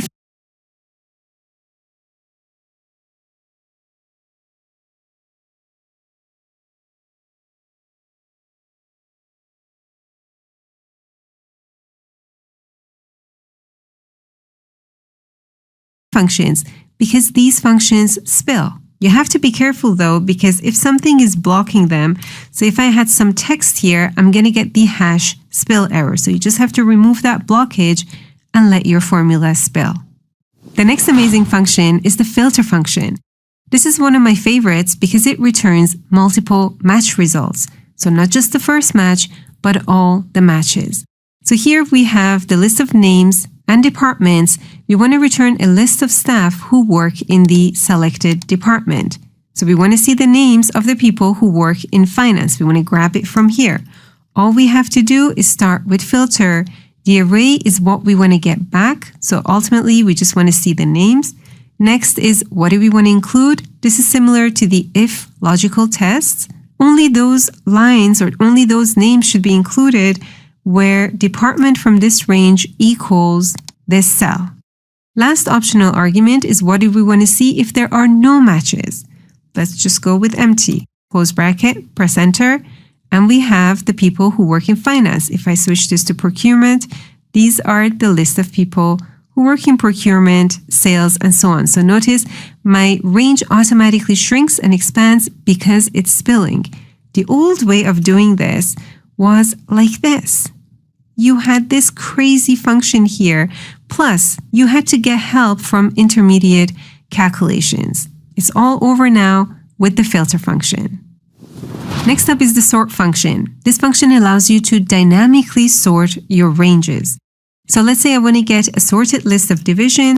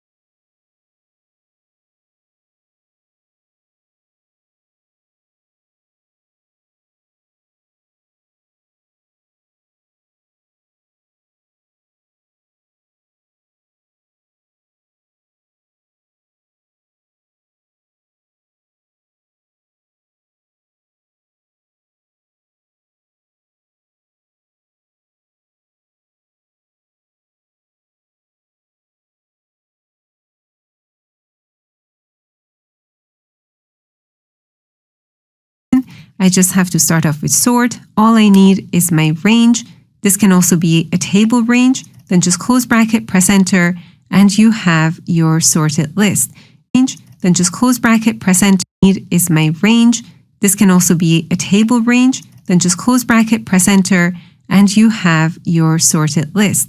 If you wanted it the other way around, because default is ascending, so if I wanted this in descending order, I just have to take advantage of these optional arguments. So the first one is which column I want to sort. I just have one column. Next one is the sort order. I need -1 for descending. Now I get my list the other way round. Now, if you wanted to get a unique sorted list, you just have to put this part inside the unique function and then sort this.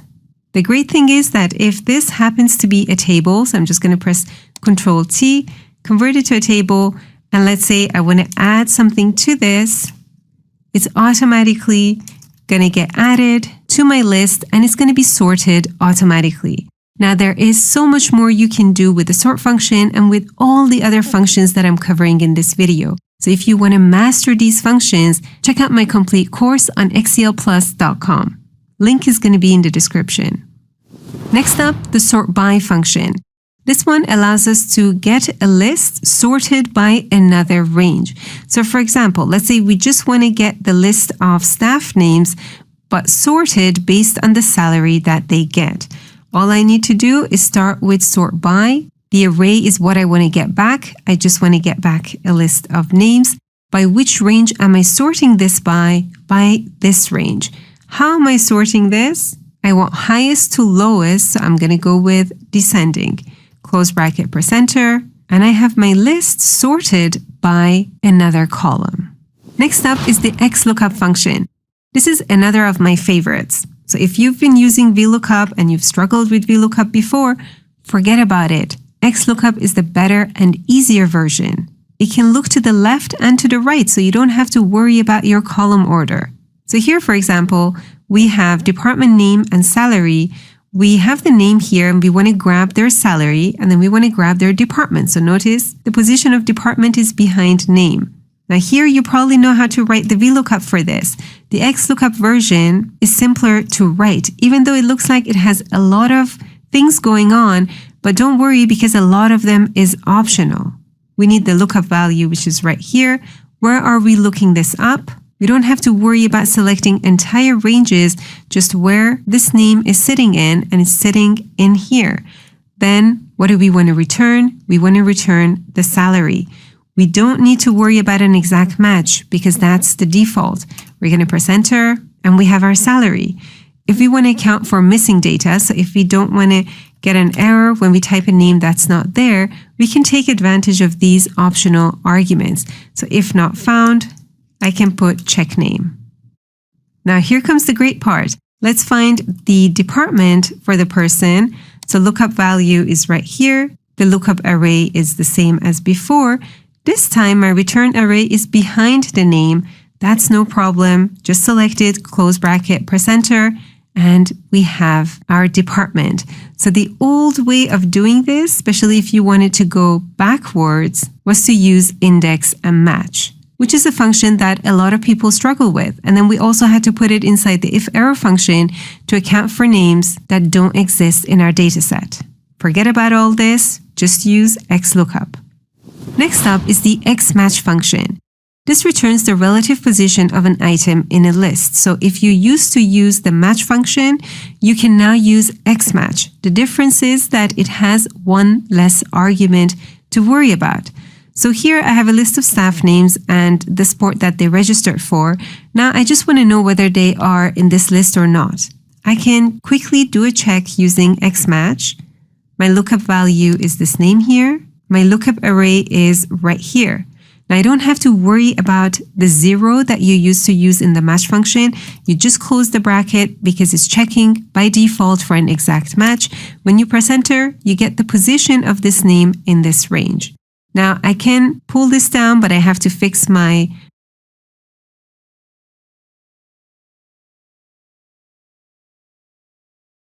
referencing here. Or what I can do, because we can now use spilled ranges, I can select this entire list press enter, and I get my complete list with a single click. So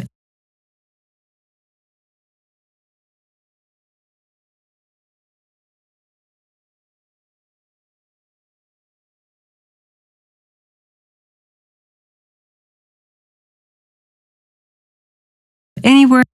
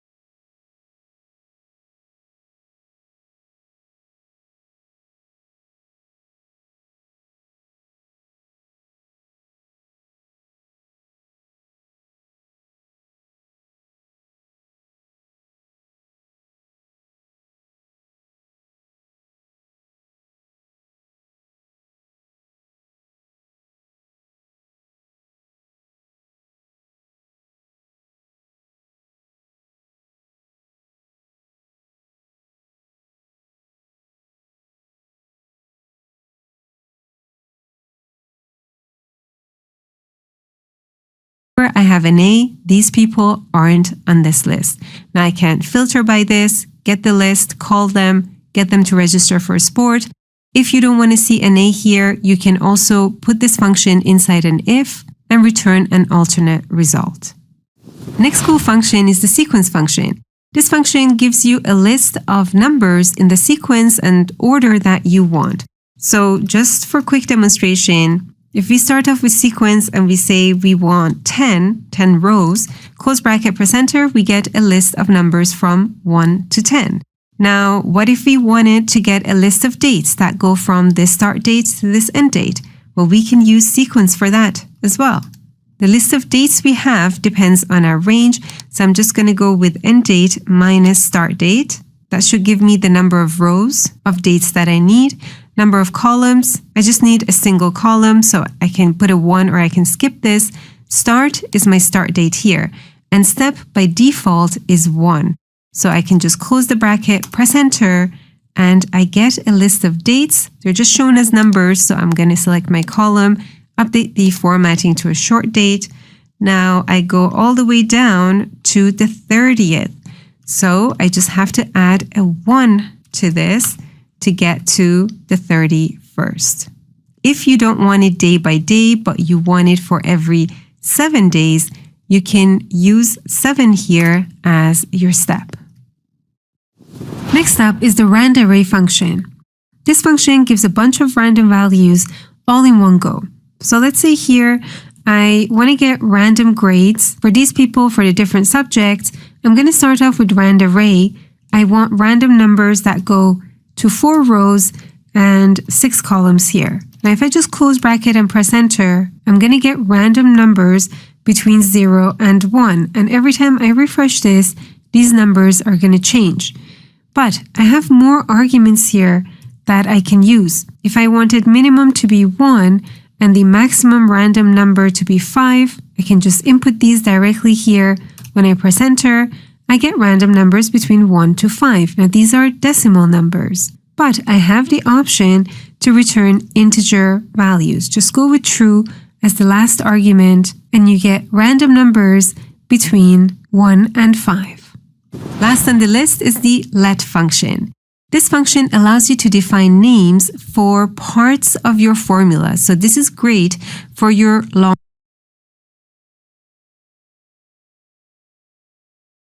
formulas, especially those formulas that have repetitions or they have calculations that are repeated. So for example, here I'm calculating the threshold only if it's above or below 10%. This part of the formula is repeated. With the let function, I can write it like this. So first I define a name for that part that's repeated, and then I use that name over and over again in my formula. Now this can help with readability, but it also helps with performance because the formula is only calculated once, it's saved in memory, and then the result is reused. I have a more detailed video about the let function, so check that out if you're interested.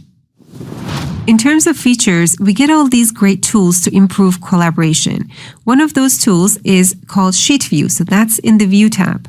In the old days, if you would filter this list and someone else is in this file,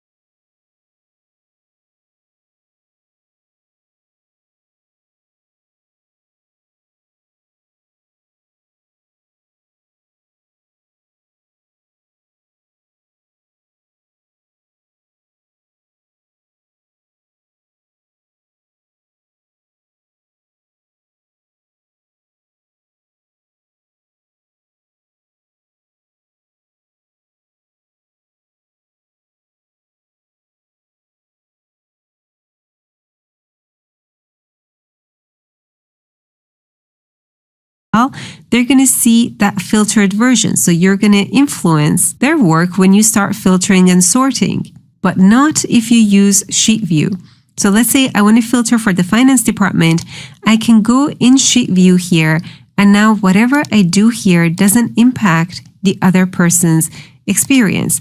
I could even give this view a name, call it the finance department. Whenever I'm done, I can exit this view. Another great feature is the autosave. So even if your Excel happens to crash, you don't have to worry about when you saved it last. Autosave is going to save you.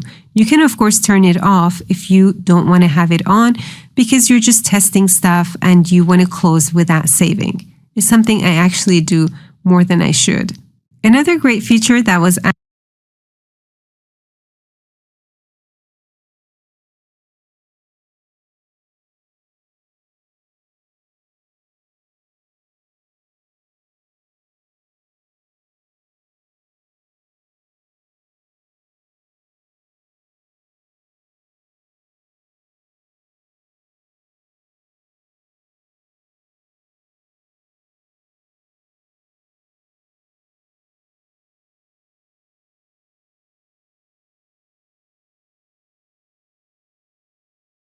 something I actually do more than I should. Another great feature that was added is when it comes to adding your own custom colors. Before we were restricted to the RGB code, now we can paste in a hex code. There were also more images and illustrations and icons that were added to the list that we used.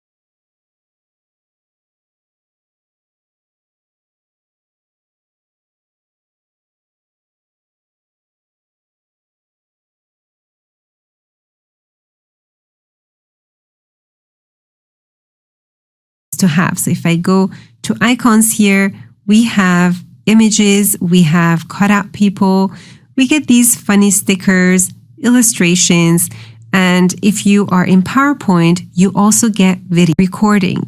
For instance, to access the annotation tools. The ink colors are now slide notes yourself on the screen. 2016 to 2021, you're going to get this amazing morph feature that's going to take your presentations to the next level. Word also got improvements in its immersive reading. You're on or off. You can also show yours as you narrate the slideshow. Your side here tools. Record a lot of. You also get videos. Now in PowerPoint, we also got a lot of improvements in recording. For instance, now you have a countdown when you press record.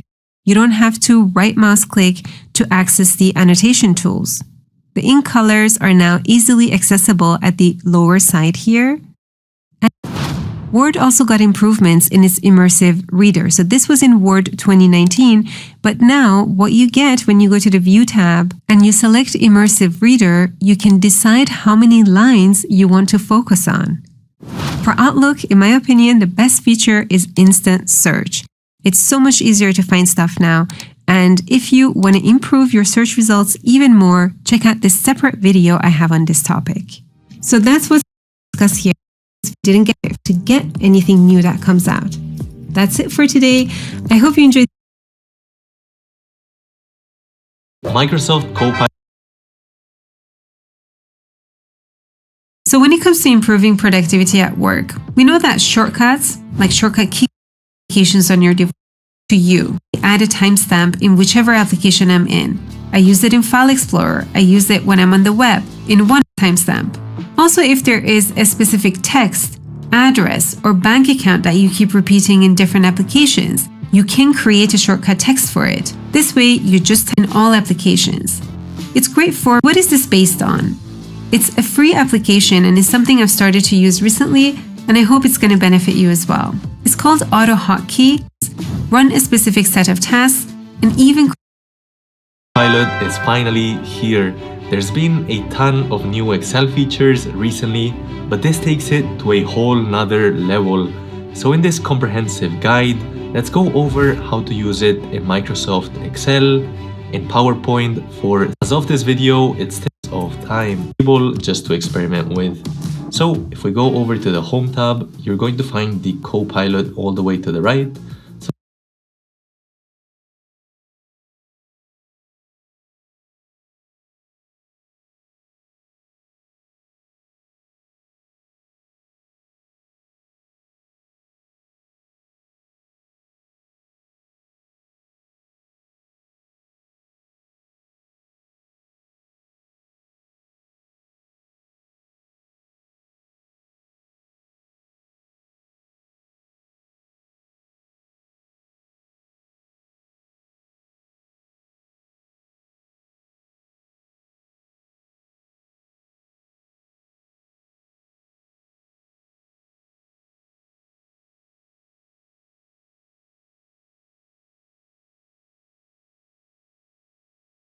So let's just click on that to activate it.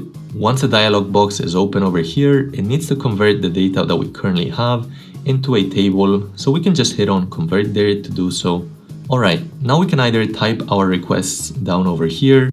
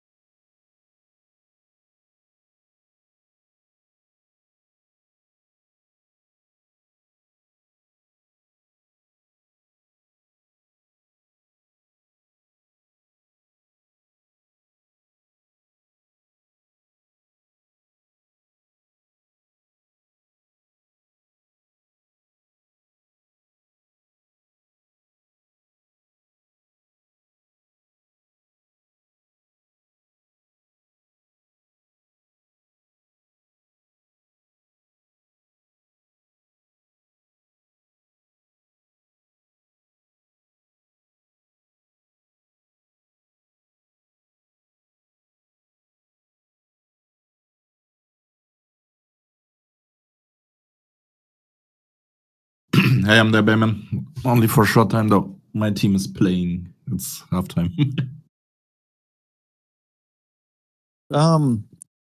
First off, are you? What did you mean by ORL? Opening range? What? Outside reverse low. So it prints a high first and then goes Mhm. low. That's one of the patterns you know who look at. Are you talking about on the 5 minute? So on the 5 minute, I have a wick, right? I can screenshot it for you. Oh, you mean at the open, like the start of the day? Yeah. Yes, I see it. You see that? Right. So and now go on the 4 hour and it's not there anymore.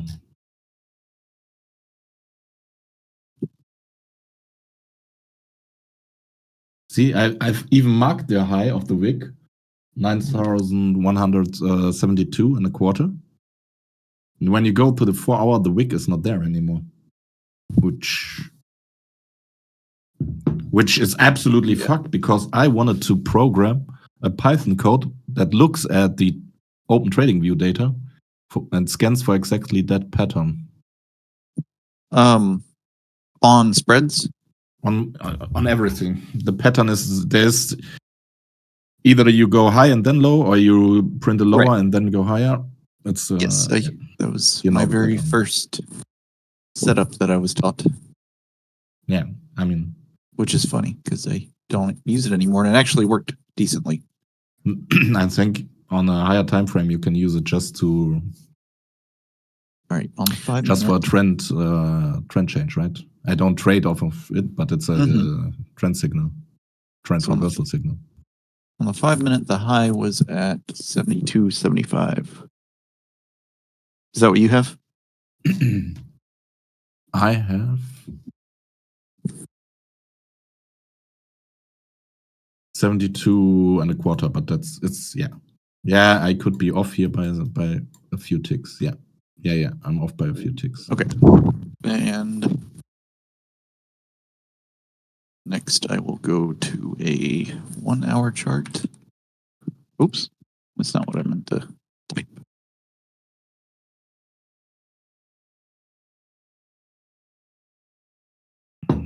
So on a 1 hour chart. Yeah, you're right. It's not there, right? Correct. That kind of goes back to the whole. I do like Trading View for a few things, but accurate data is not one of them. That is absolutely fucked, 'Cause- though. The data might even be right, but like it's graphically, I don't know, putting it in wrong. So I know there is one because of the other room. Because of the other room.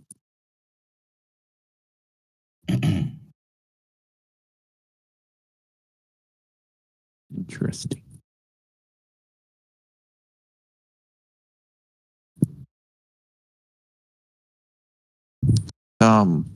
Gotcha.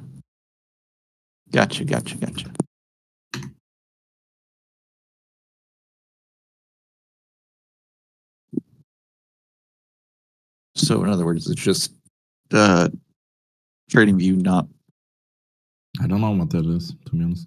I have to go though. Sorry. Okay. I'm Take it with easy, my buddy. mates who are looking football. Yeah. If we don't hear from each other, have a nice day. You too. Thanks. Bye bye.